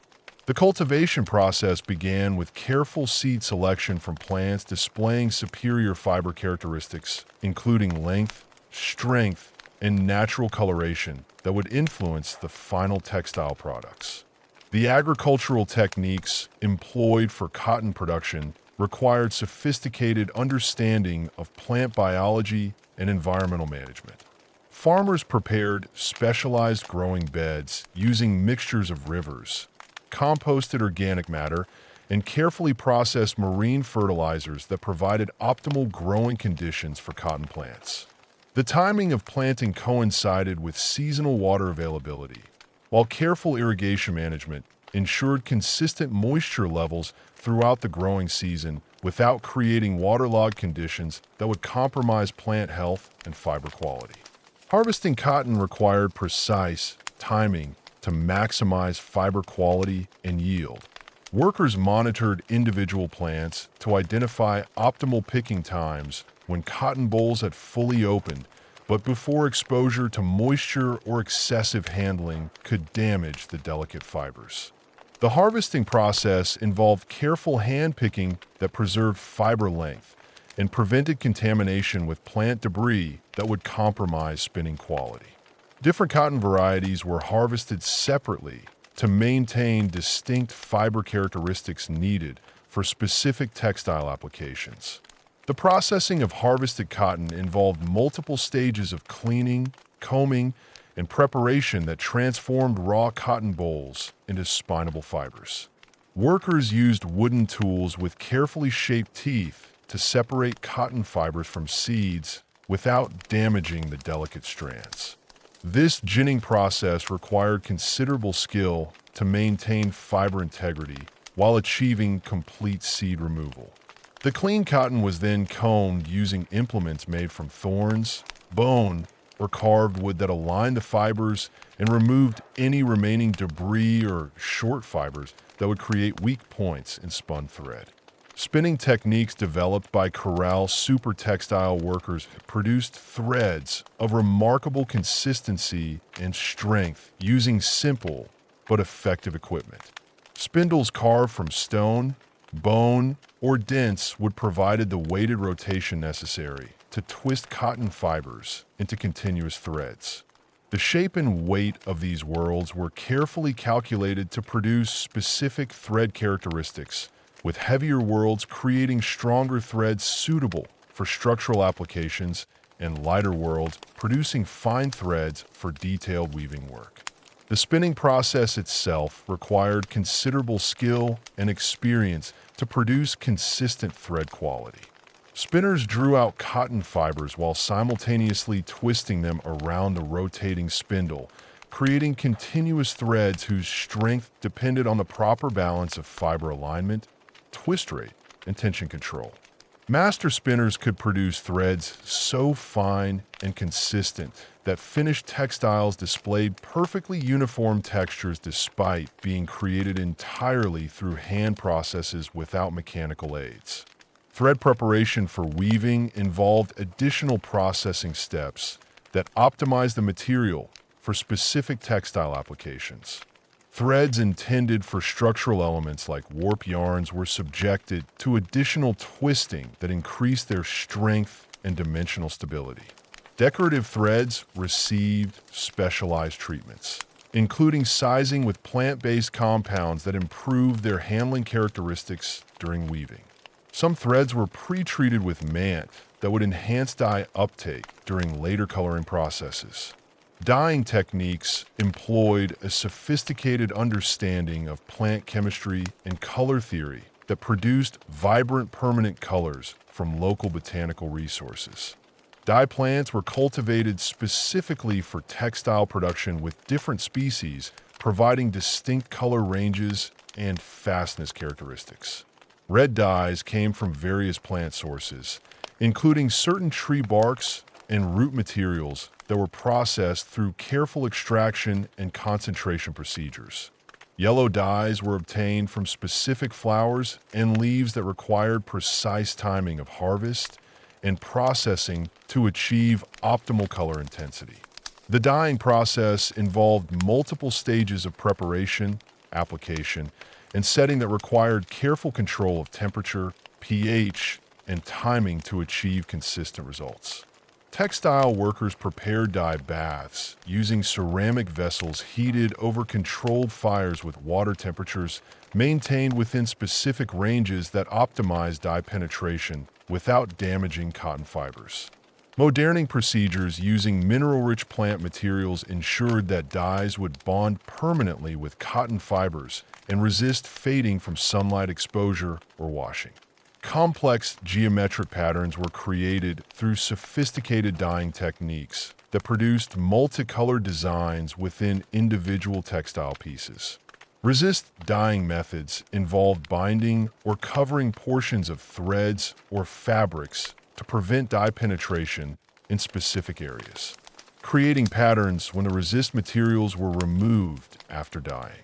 Multiple dyeing cycles using different colors and resist patterns could produce intricate geometric designs that required careful planning and precise execution to achieve desired visual effects.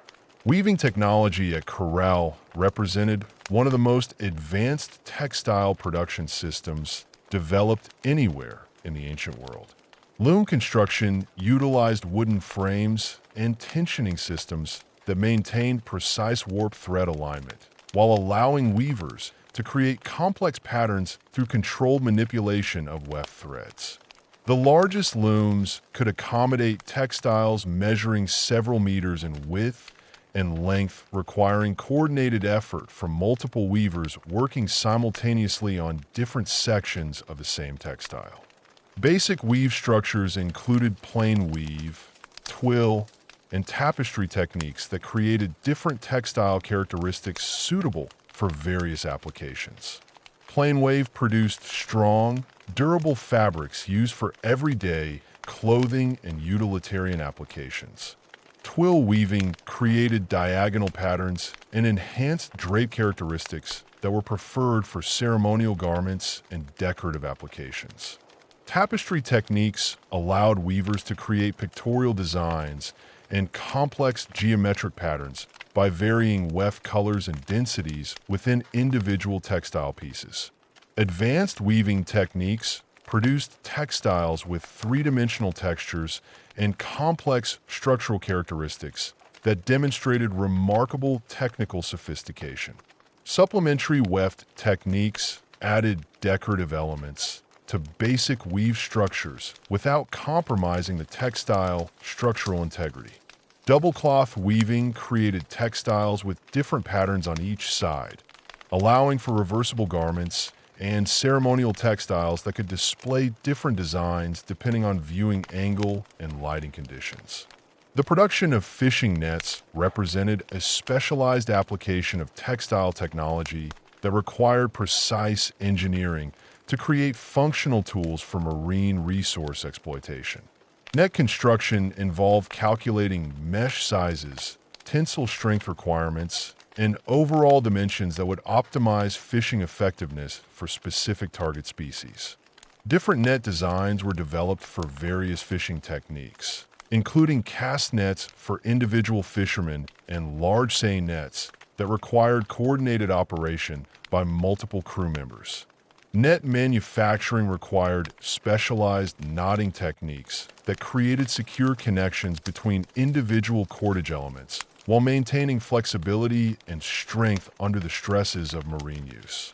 The knots used in net construction were specifically designed to distribute loads evenly and prevent catastrophic failure that would result in loss of catch and expensive equipment.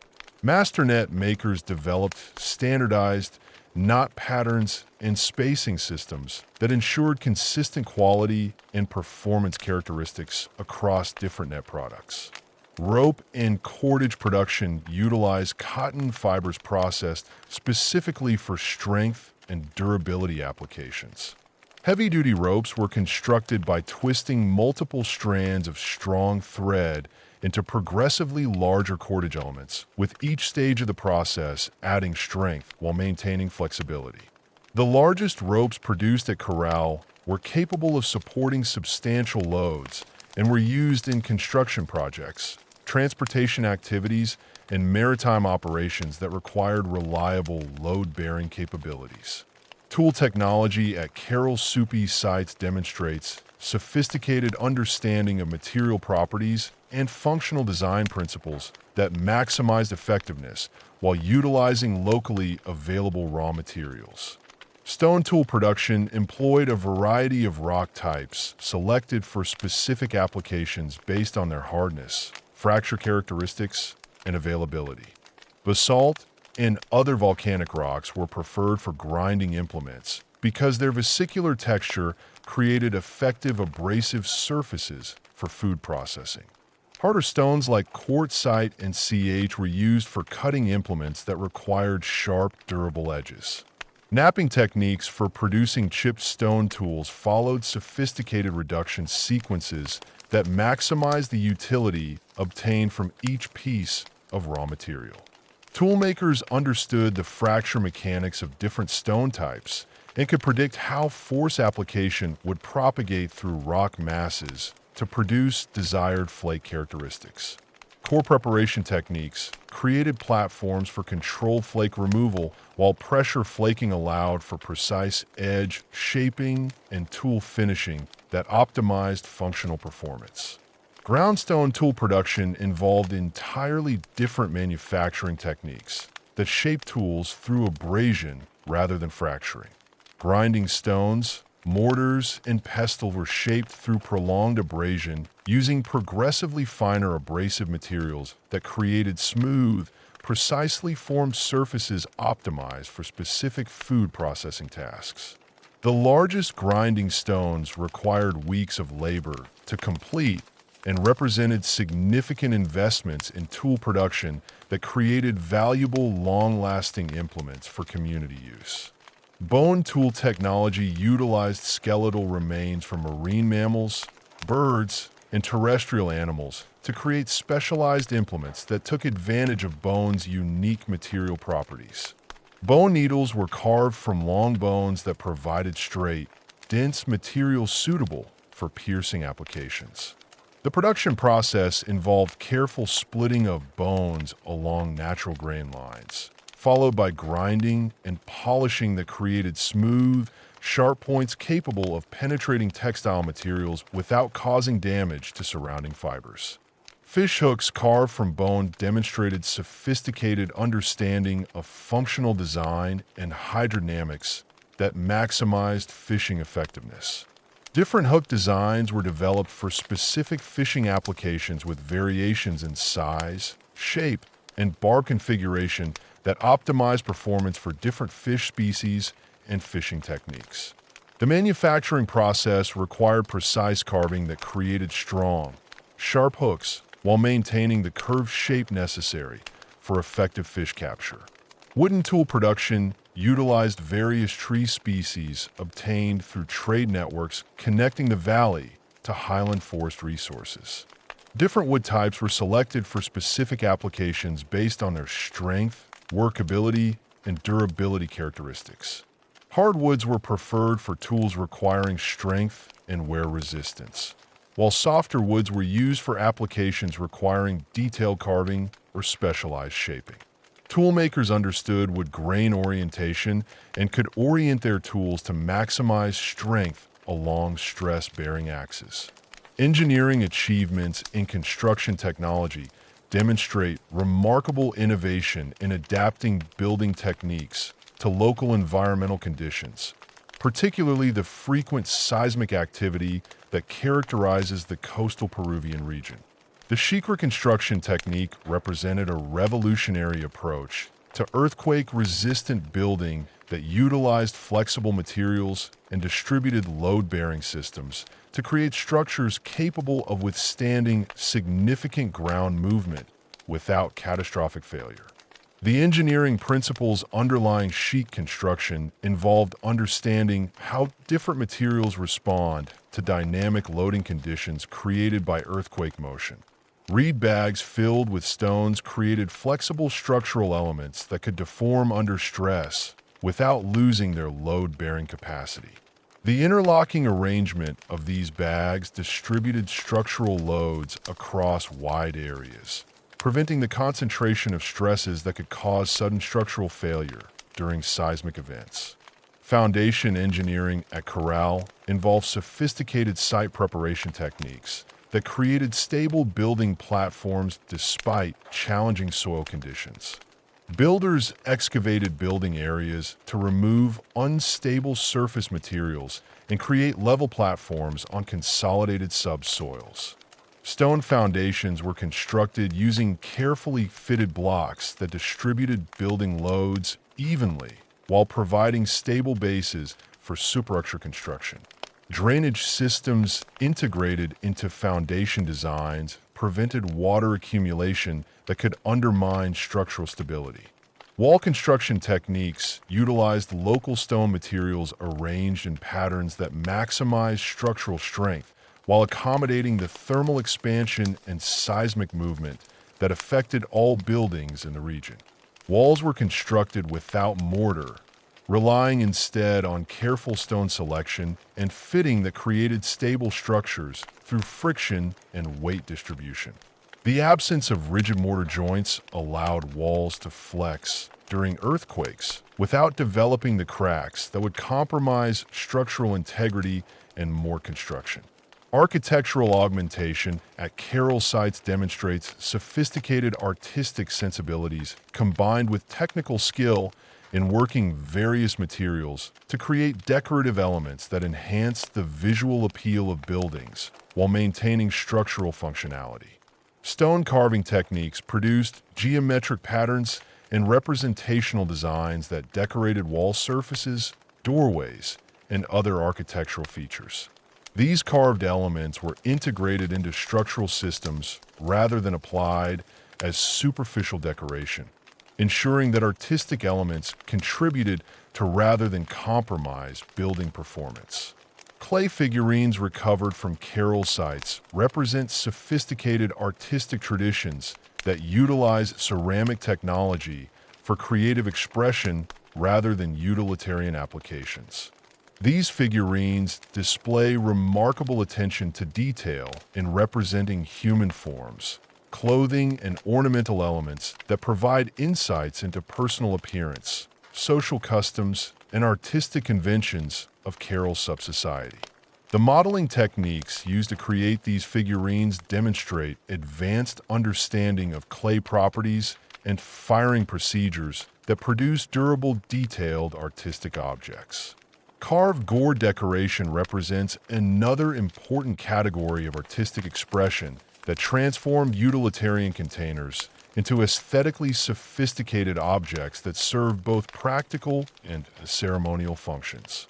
Carving techniques utilize specialized tools to create geometric patterns, representational designs, and textural effects that enhance the visual appeal of gourd containers while maintaining their functional integrity. The most elaborate carved gourds incorporated multiple decorative techniques, including incised patterns, relief carving, and surface texturing that created complex visual effects. The integration of artistic elements into everyday objects demonstrates that aesthetic considerations were important aspects of material culture throughout Corral subsociety. Textile patterns, tool decoration, and architectural ornamentation followed consistent design principles that created visual harmony across different categories of material culture. This aesthetic integration suggests that artistic expression was not limited to specialized luxury objects, but was considered an important aspect of all categories of material production.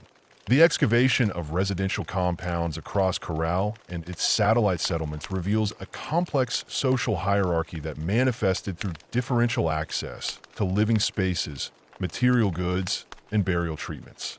The largest residential structures positioned adjacent to the major paramil complexes encompassed areas exceeding 500 square meters and contained multiple specialized rooms arranged around central courtyards.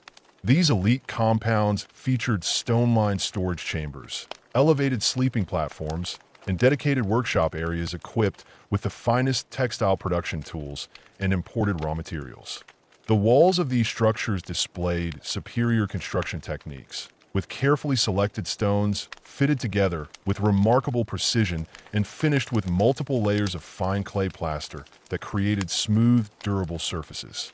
Archaeological analysis of artifact distributions within these elite compounds reveals privileged access to luxury goods that were largely absent from smaller residential areas.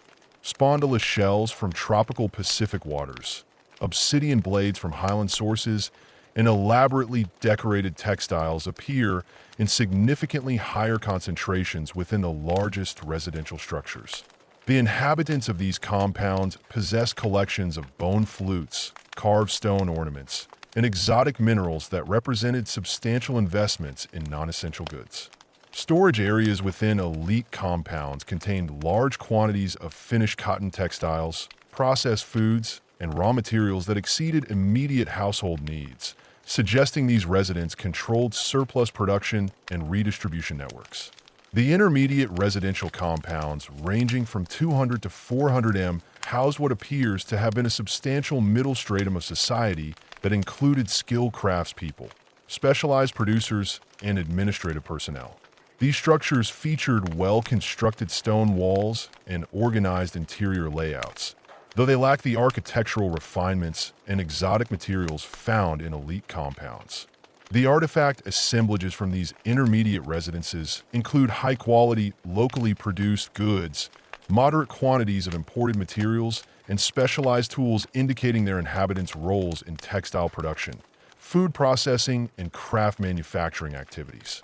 The smallest residential structures concentrated in peripheral areas of the settlements, typically measured between 50 and 150 m, and contained fewer specialized features. These modest dwellings housed the majority of the population and were constructed using simpler techniques with less carefully selected stones and minimal interior finishing. However, even these basic residences contained evidence of participation in the broader economic system, including cotton processing tools, fishing equipment, and small quantities of imported goods that indicate their inhabitants were not excluded from trade networks and craft production activities. Burial practices throughout the Carroll subsites provide compelling evidence of social stratification, while revealing the specific ways status differences were expressed in mortuary treatments. The most elaborate burials discovered within the ceremonial complexes involved individuals interred with extensive grave goods, including multiple textile whoopings, complete sets of bone flutes, carved stone objects, and collections of exotic shells and minerals. These burials were positioned in specially constructed stone chambers located beneath the floors of important buildings or within the paramil structures themselves, indicating the deceased held positions of exceptional importance within the community. One particularly significant burial excavated from beneath a residential compound near Pyramid Mayor contained an individual wrapped in over 20 layers of finely woven cotton textiles, displaying complex geometric patterns and multiple colors. The burial chamber also held a collection of 37 bone flutes of varying sizes, suggesting this person may have been a master musician or ceremonial specialist responsible for organizing musical performances during religious observances. Exotic materials in this burial included strober shells from northern coastal waters, turquoise beads from highland sources, and carefully carved wooden objects that represented considerable investments in mortuary preparation. Intermediate status burials typically involved simpler textile wrapping and smaller collections of grave goods, but still demonstrated special treatment that distinguished them from ordinary interments. These burials often contained 1 or 2 bone flutes, moderate quantities of shell ornaments, and locally produced ceramic vessels or gourd containers. The positioning of these burials within residential compounds rather than in peripheral cemetery areas suggests these individuals held respected positions within their communities, possibly as skilled craftspeople, local administrators, or religious practitioners. The majority of burials at Carroll subsites involved relatively simple interments with minimal grave goods, consisting primarily of basic textile wrappings and occasional tools or ornaments related to the deceased's occupation. These burials were typically located in designated cemetery areas or beneath the floors of residential structures, indicating that even ordinary community members received careful mortuary treatment that reflected cultural values, emphasizing proper preparation for the afterlife. The architectural hierarchy evident throughout the settlement system provides crucial insights into leadership structures and administrative organization. The positioning of the largest paramil complexes at strategic locations throughout the valley created a network of ceremonial and administrative centers that coordinated economic activities across the entire region. Each major settlement contained at least one substantial paramil structure that served as a focal point for local administration while maintaining connections to the primary center at Corral through shared architectural styles and ceremonial practices. The internal organization of these paramil complexes reveals sophisticated administrative systems that manage complex logistical operations.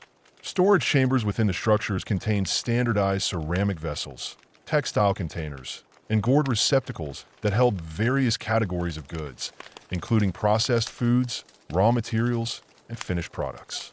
The systematic organization of these storage areas with different chambers dedicated to specific categories of materials indicates the existence of inventory management systems that track goods flowing through redistribution networks. Specialized administrative chambers within the paramil structures featured unique architectural elements, including raised platforms, acoustic enhancements, and sightlines that facilitated meetings and decision-making processes. These rooms were designed to accommodate gatherings of specific sizes from intimate consultations involving only a few individuals to larger assemblies that could include representatives from throughout the settlement hierarchy. The careful attention to acoustic properties in these spaces ensured that speakers could be heard clearly while maintaining the privacy necessary for sensitive administrative discussions. The coordination of large-scale construction projects demonstrates the existence of sophisticated labor organization systems that mobilized workforce from throughout the valley system. The construction of Pyramid Mayor alone required an estimated 1,500 workers laboring continuously for over 15 years, while the simultaneous construction of multiple parmeal structures throughout the valley demanded coordination of several thousand workers across multiple project sites. This level of organization required administrative systems capable of managing labor recruitment, work scheduling, resource allocation, and quality control across geographically dispersed construction sites. Evidence for centralized planning appears in the standardization of construction techniques, architectural proportions, and decorative elements across different sites throughout the valley system. The consistent application of the Shikra construction method, the use of similar stone selection criteria, and the incorporation of identical architectural features in structures separated by dozens of kiloohm indicates that construction activities were guided by shared technical knowledge and design principles disseminated through centralized administrative networks. The organization of craft production activities reveals another dimension of administrative complexity that coordinated specialized manufacturing throughout the settlement system. Different communities developed expertise in particular categories of production, from cotton cultivation and textile manufacturing in the valley's interior to fishing net production and marine resource processing in coastal areas. The distribution of finished products throughout the region required sophisticated logistics systems that managed quality control, transportation, and redistribution activities across diverse ecological zones and specialized production centers. Religious and secular authority appears to have been integrated within unified leadership structures that combine ceremonial responsibilities with administrative functions. The positioning of elaborate residential compounds adjacent to parmeal structures suggests that religious and political leadership resided in close proximity and may have been exercised by the same individuals or closely related groups. The discovery of administrative materials, including standardized measuring devices, inventory markers, and specialized tools within both ceremonial and residential contexts, indicates that religious and secular activities were coordinated through shared institutional frameworks. The role of specialized knowledge in maintaining leadership authority is evidenced by the concentration of technical expertise within elite residential compounds. These areas contain the finest textile production equipment, the most sophisticated tool assemblages, and the largest collections of raw materials needed for advanced craft production.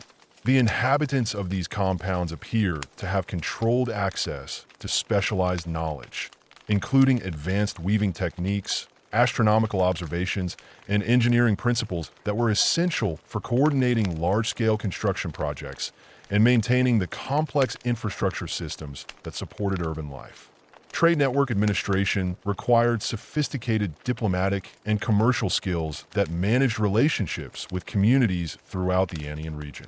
The regular flow of exotic materials into the sub-valley depended on maintaining stable relationships with highland communities, controlling obsidian sources, coastal groups harvesting tropical shells, and Amazonian societies providing specialized plant materials and exotic goods.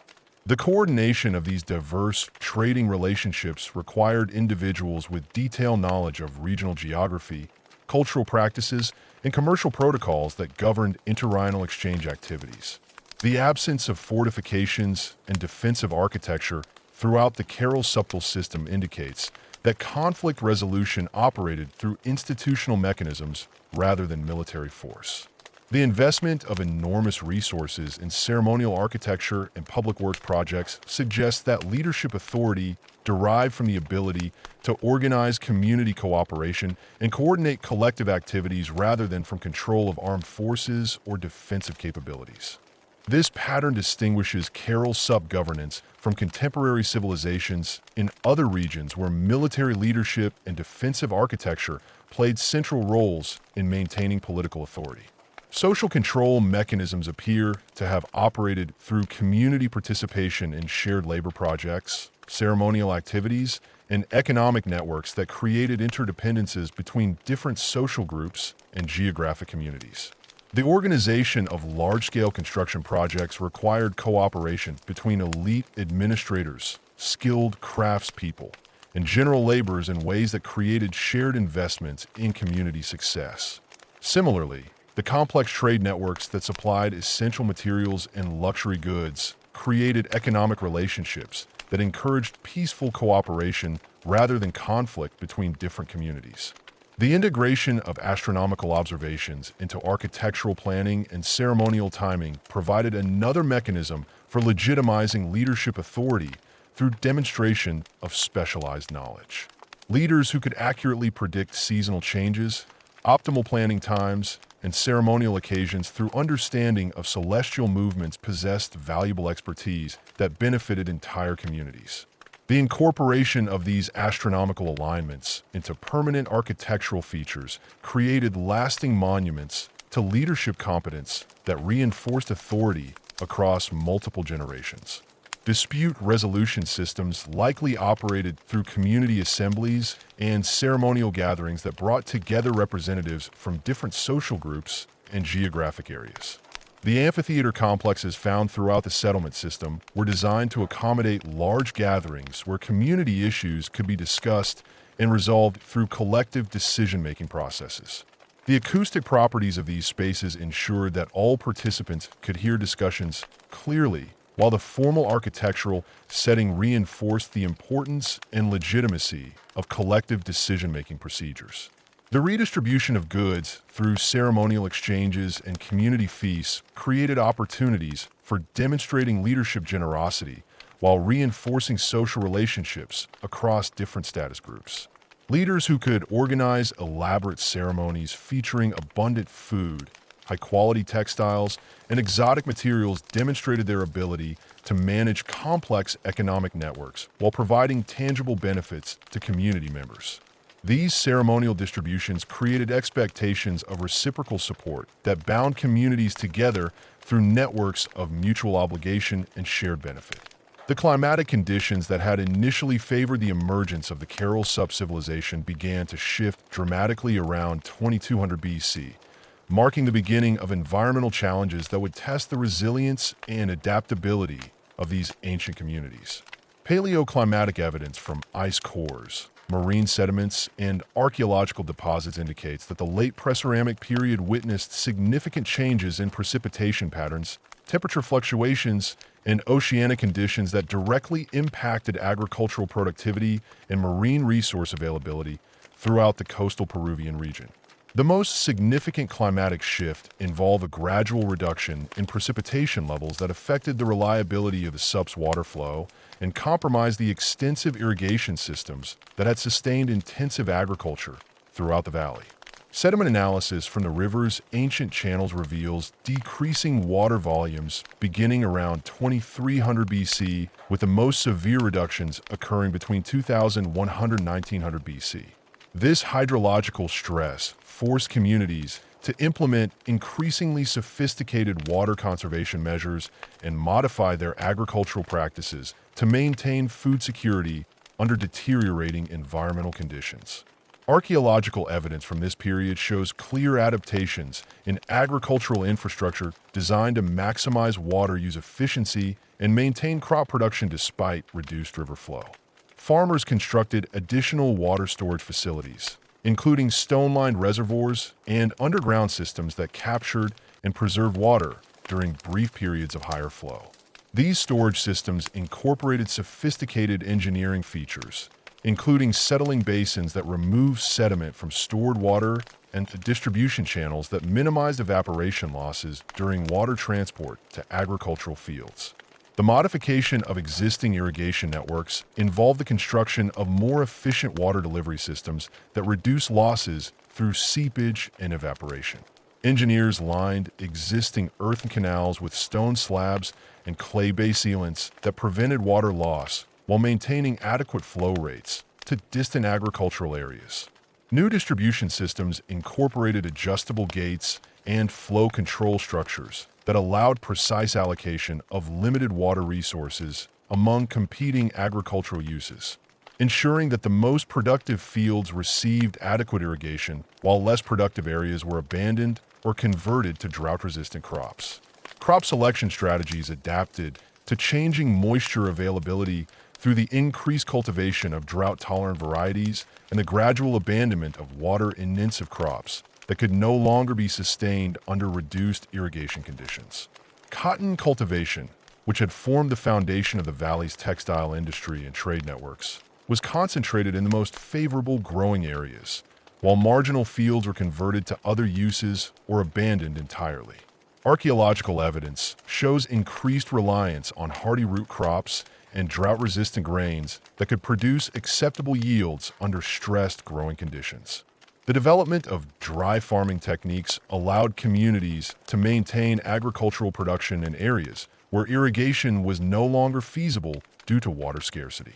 These techniques involved modifying soil preparation methods to maximize moisture retention, adjusting planting schedules to take advantage of seasonal precipitation patterns, and implementing crop spacing strategies that reduce competition for limited soil moisture.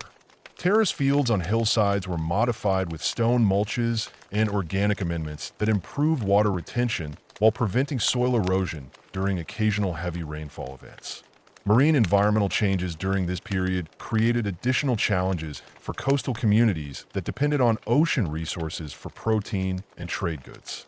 Oceanographic studies indicate that the Humboldt Current system experienced significant fluctuations in intensity and position during the late Pressurama period, affecting the upwelling patterns that supported the rich marine ecosystems exploited by Carroll Soup fishing operations.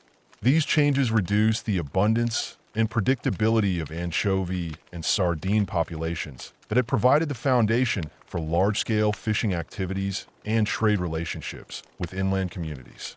Fishing communities responded to declining marine productivity through technological innovations that improved fishing efficiency and expanded the range of exploitable marine resources.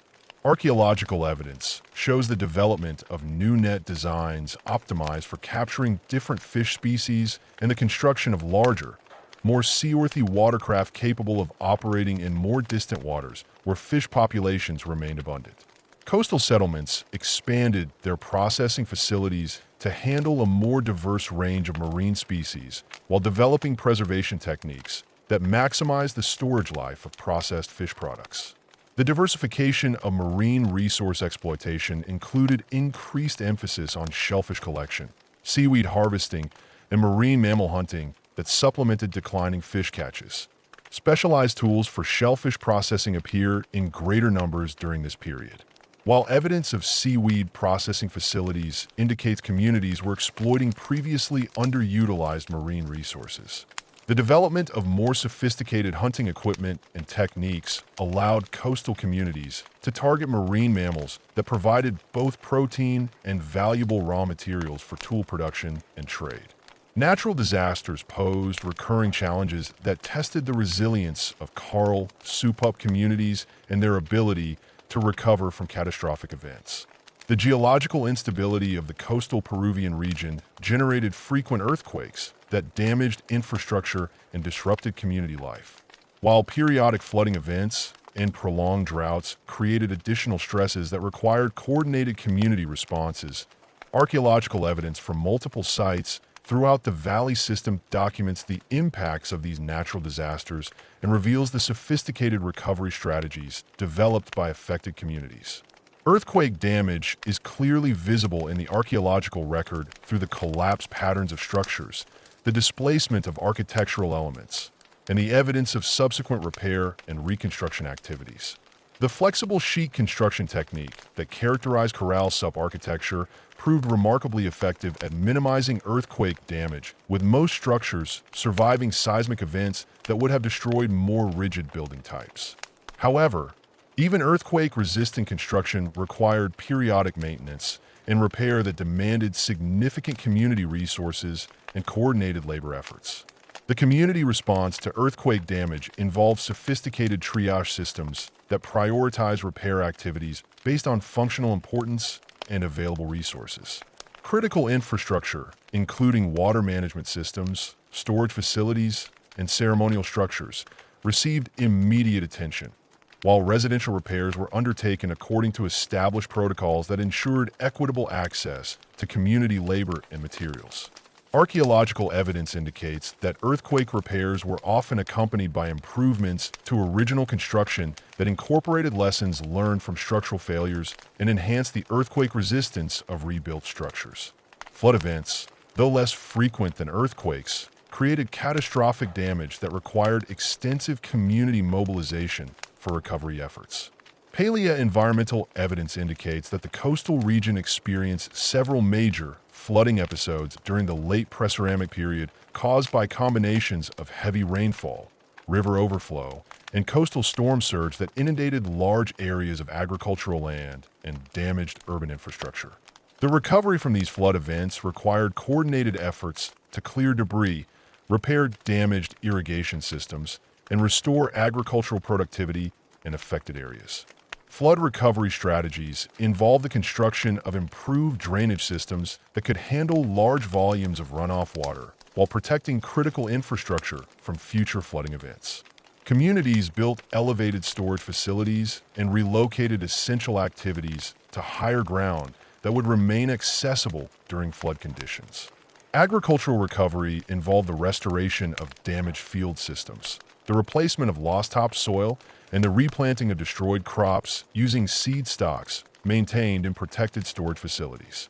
Drought conditions posed perhaps the most severe environmental challenge faced by Carol Sioux communities, requiring fundamental adaptations in agricultural practices, water management, and social organization. Extended periods of reduced precipitation and river flow forced communities to implement rationing systems that allocated limited water resources according to established priorities while maintaining minimum supplies for human consumption and essential agricultural activities. Archaeological evidence indicates that some communities were forced to abandon marginal agricultural areas and concentrate population in locations with more reliable water access. The social organization of drought response involves sophisticated coordination between different communities and social groups that shared water resources and coordinated conservation efforts. Water allocation systems operated through established protocols that balanced immediate survival needs with longer-term sustainability considerations, ensuring that essential seed stocks were preserved for future planting even during periods of severe scarcity. Communities developed emergency food distribution networks that shared stored surpluses among affected populations while maintaining minimum reserves for extended drought periods.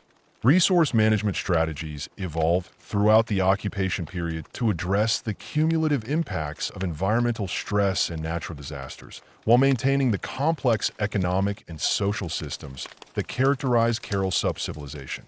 The development of more diversified subsistence strategies reduced dependence on single resource categories that were vulnerable to environmental fluctuations, while improved storage and preservation techniques created larger buffer stocks that could sustain communities through extended periods of resource scarcity. The intensification of trade relationships provided another crucial adaptation strategy that allowed communities to access resources from distant regions less affected by local environmental problems. Archaeological evidence indicates that trade networks expanded during periods of environmental stress, with communities investing greater effort in producing trade goods that could be exchanged for essential resources unavailable locally. The diversification of trade relationships reduced dependence on single trading partners while creating multiple supply sources for critical materials and foodstuffs. Technological innovations in resource processing and utilization maximize the value obtained from available materials while reducing waste that communities could not afford during periods of scarcity. Improved food processing techniques increase the nutritional value and storage life of available foods, while more efficient manufacturing processes reduced raw material requirements for essential tools and equipment. The development of recycling and reuse systems extended the useful life of manufactured goods while conserving scarce raw materials for essential applications. Population management strategies balance community size with available resources through various mechanisms that maintain sustainable population levels without compromising social cohesion or economic productivity. Archaeological evidence suggests that some communities experience population decline during periods of severe environmental stress. Though this appears to have resulted from voluntary migration and resource-based relocation rather than demographic collapse. The maintenance of reduced but stable populations allowed communities to preserve essential knowledge and social institutions while adapting to changed environmental conditions. The environmental factors that contributed to corral sup-resilience included the civilization's sophisticated understanding of ecological relationships and their ability to adapt resource management strategies to changing conditions. The diversified economy that integrated marine and terrestrial resources provided multiple fallback options when individual resource categories became unavailable or unreliable. The flexible social organization that could mobilize community labor for emergency responses while maintaining essential economic and ceremonial activities ensured that communities could survive temporary disruptions without losing their cultural identity or institutional knowledge. The gradual environmental transformation that characterized the late Preceramic period ultimately contributed to fundamental changes in settlement patterns, economic organization, and social structure that marked the transition for the Carol-Supup civilization to later cultural developments in the region. Archaeological evidence indicates that some communities successfully adapted to changed environmental conditions and continued to thrive in modified forms, while others were abandoned as populations relocated to areas with more favorable resource availability. The knowledge and technologies developed during the Coral Sub-period provided the foundation for later Andean civilizations that inherited and refined many of the innovations originally developed in response to environmental challenges. The legacy of Carol-Supup environmental adaptations can be traced through subsequent Andean cultures that employed similar strategies for managing water resources, diversifying subsistence systems, and responding to natural disasters. The earthquake-resistant construction techniques, sophisticated irrigation systems, and integrated resource management approaches developed during the Carol Sub-period became characteristic features of later Andean civilizations that faced similar environmental challenges in the same geographical region. The environmental pressures that had tested Carol Sup resilience throughout the late 3rd millennium BC gradually intensified into conditions that could no longer be overcome through technological innovation and social adaptation. Around 1800 BC, archaeological evidence reveals the systematic abandonment of major urban centers throughout the Sup Valley, marking the end of nearly 2 millennia of continuous occupation and urban development. The final phases of occupation at Carol itself show clear signs of declining maintenance, reduced construction activity, and a gradual deterioration of infrastructure systems that had sustained urban life for over 1,000 years. The abandonment process was neither sudden nor chaotic, but rather followed patterns suggesting organized population relocation and the deliberate preservation of valuable materials and knowledge systems. Storage facilities were systematically emptied with valuable goods apparently transported to other locations rather than left behind.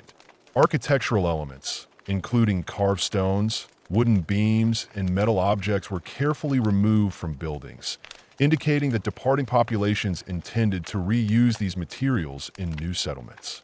The absence of destruction layers or evidence of conflict suggests that the abandonment resulted from environmental pressures and resource limitations rather than warfare or social collapse.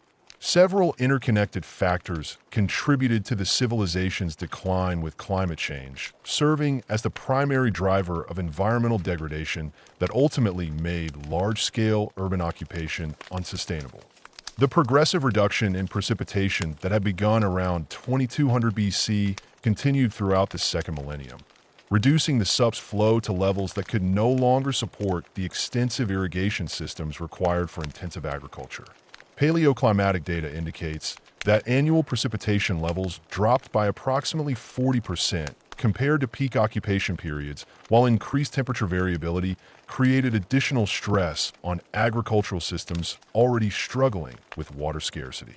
The marine environmental changes that had begun affecting coastal resources during the late pre-ceramic period intensified during the final centuries of Carol Sup occupation. Oceanographic studies reveal significant alterations in the Humboldt Current system that reduced upwelling intensity and shifted nutrient-rich waters farther from shore. These changes decimated the anchovies and sardine populations that provided the foundation for coastal fishing operations and trade relationships with inland communities. Archaeological evidence from coastal sites shows declining fishbone deposits and the abandonment of large-scale fish processing facilities that had operated continuously for centuries. The breakdown of trade networks that had connected the Sup Valley to distant resource sources created cascading effects that compromised the economic foundations of urban life.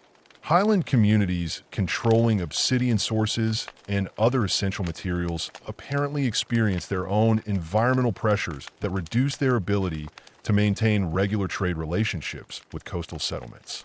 The archaeological record shows declining quantities of exotic materials in Sup Valley sites during the final occupation phases. While local substitutes of inferior quality suggest communities were struggling to maintain technological standards without access to optimal raw materials. Agricultural intensification strategies that had successfully maintained food production under moderate environmental stress proved inadequate when faced with severe and prolonged drought conditions.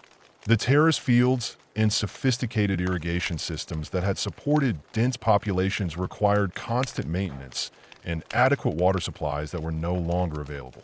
Archaeological evidence indicates that communities were forced to abandon increasingly large areas of cultivated land, concentrating remaining agricultural activities in the most favorable locations while reducing overall food production to levels that could not sustain existing population densities. The social and political institutions that had coordinated complex economic activities and large-scale construction projects apparently lost their effectiveness as environmental pressures overwhelmed their adaptive capacity. The cessation of monumental construction activities around 1900 BC suggests that communities could no longer mobilize the surplus labor and resources required for major public works projects. The maintenance of existing infrastructure declined during the final centuries of occupation, with water management systems showing evidence of inadequate repair and ceremonial structures displaying signs of neglect that would have been unthinkable during peak occupation periods. Despite the ultimate abandonment of major urban centers, the cultural achievements and technological innovations of the Carol Sup civilization provided crucial foundations for subsequent Andean cultural development. The architectural techniques, agricultural innovations, and social organization systems developed during the Carol Sup period were adopted and refined by later cultures throughout the Andean region.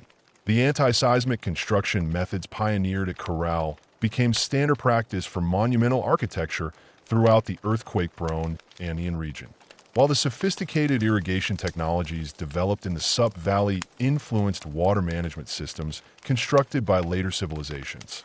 The Chavan culture that emerged in the central Andes around 900 BC incorporated numerous elements that can be traced directly to Carol Sup. The ceremonial architecture Chavinda Huantar displays clear continuities with Carol Sup building traditions, including the use of stone construction techniques, the integration of acoustic features into ceremonial spaces, and the incorporation of astronomical alignments into architectural planning.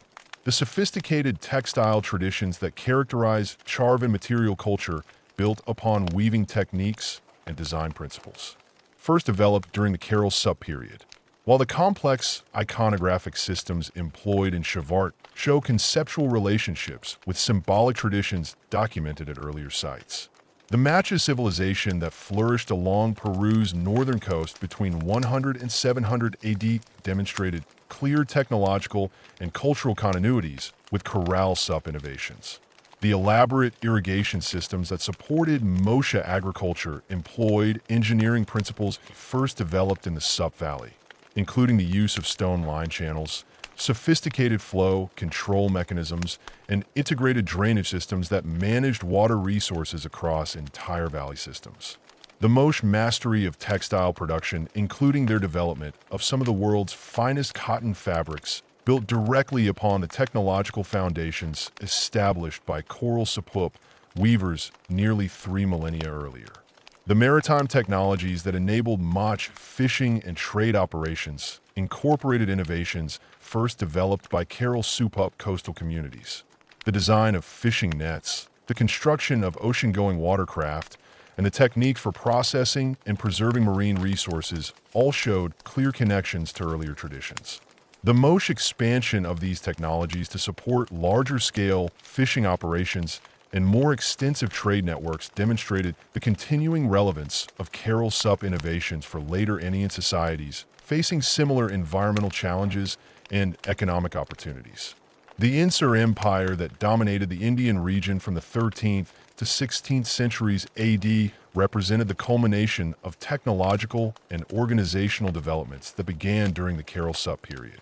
The sophisticated administrative systems that coordinated economic activities across the vast Inca territories employed organizational principles first developed for managing complex resource flows and labor coordination in the Sup Valley. The Inca road network, storage systems, and tribute collection mechanisms all showed conceptual relationships with earlier Indian administrative innovations.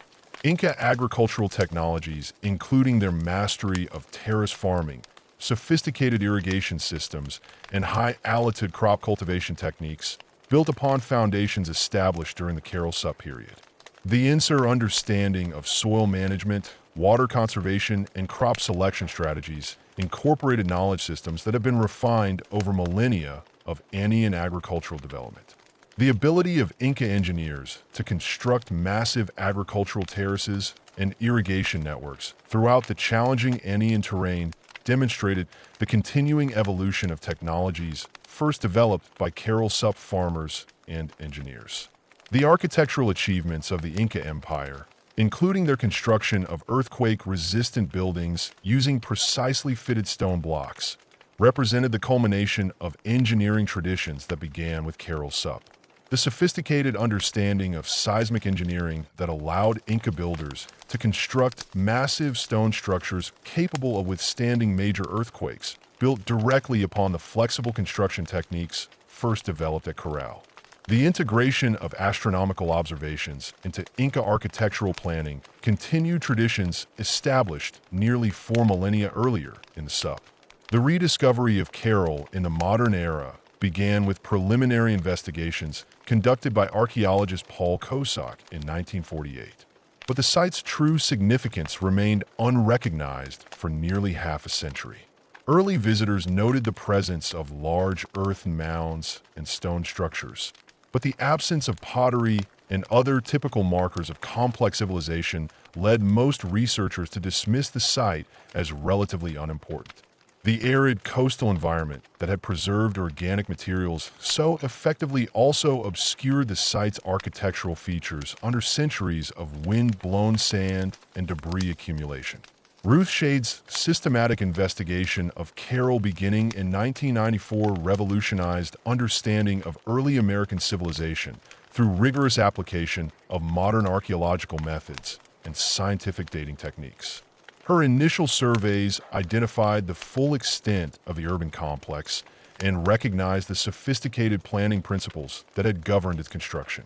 The careful excavation of architectural features revealed the complexity of Coral's urban organization and the advanced engineering techniques employed in its construction. While the recovery of well-preserved organic materials provided unprecedented insights into daily life and material culture, the radiocarbon dating program that established Coral's antiquity required extensive collaboration with international laboratories and the development of specialized techniques for dating samples from arid environments. The initial dates obtained from reed and wood samples seemed so extraordinary that they required confirmation through multiple independent laboratories before the archaeological community accepted their implications. The consistent results from over 50 radiocarbon determinations from various contexts throughout the site established beyond doubt that Coral represented the oldest urban center in the Americas.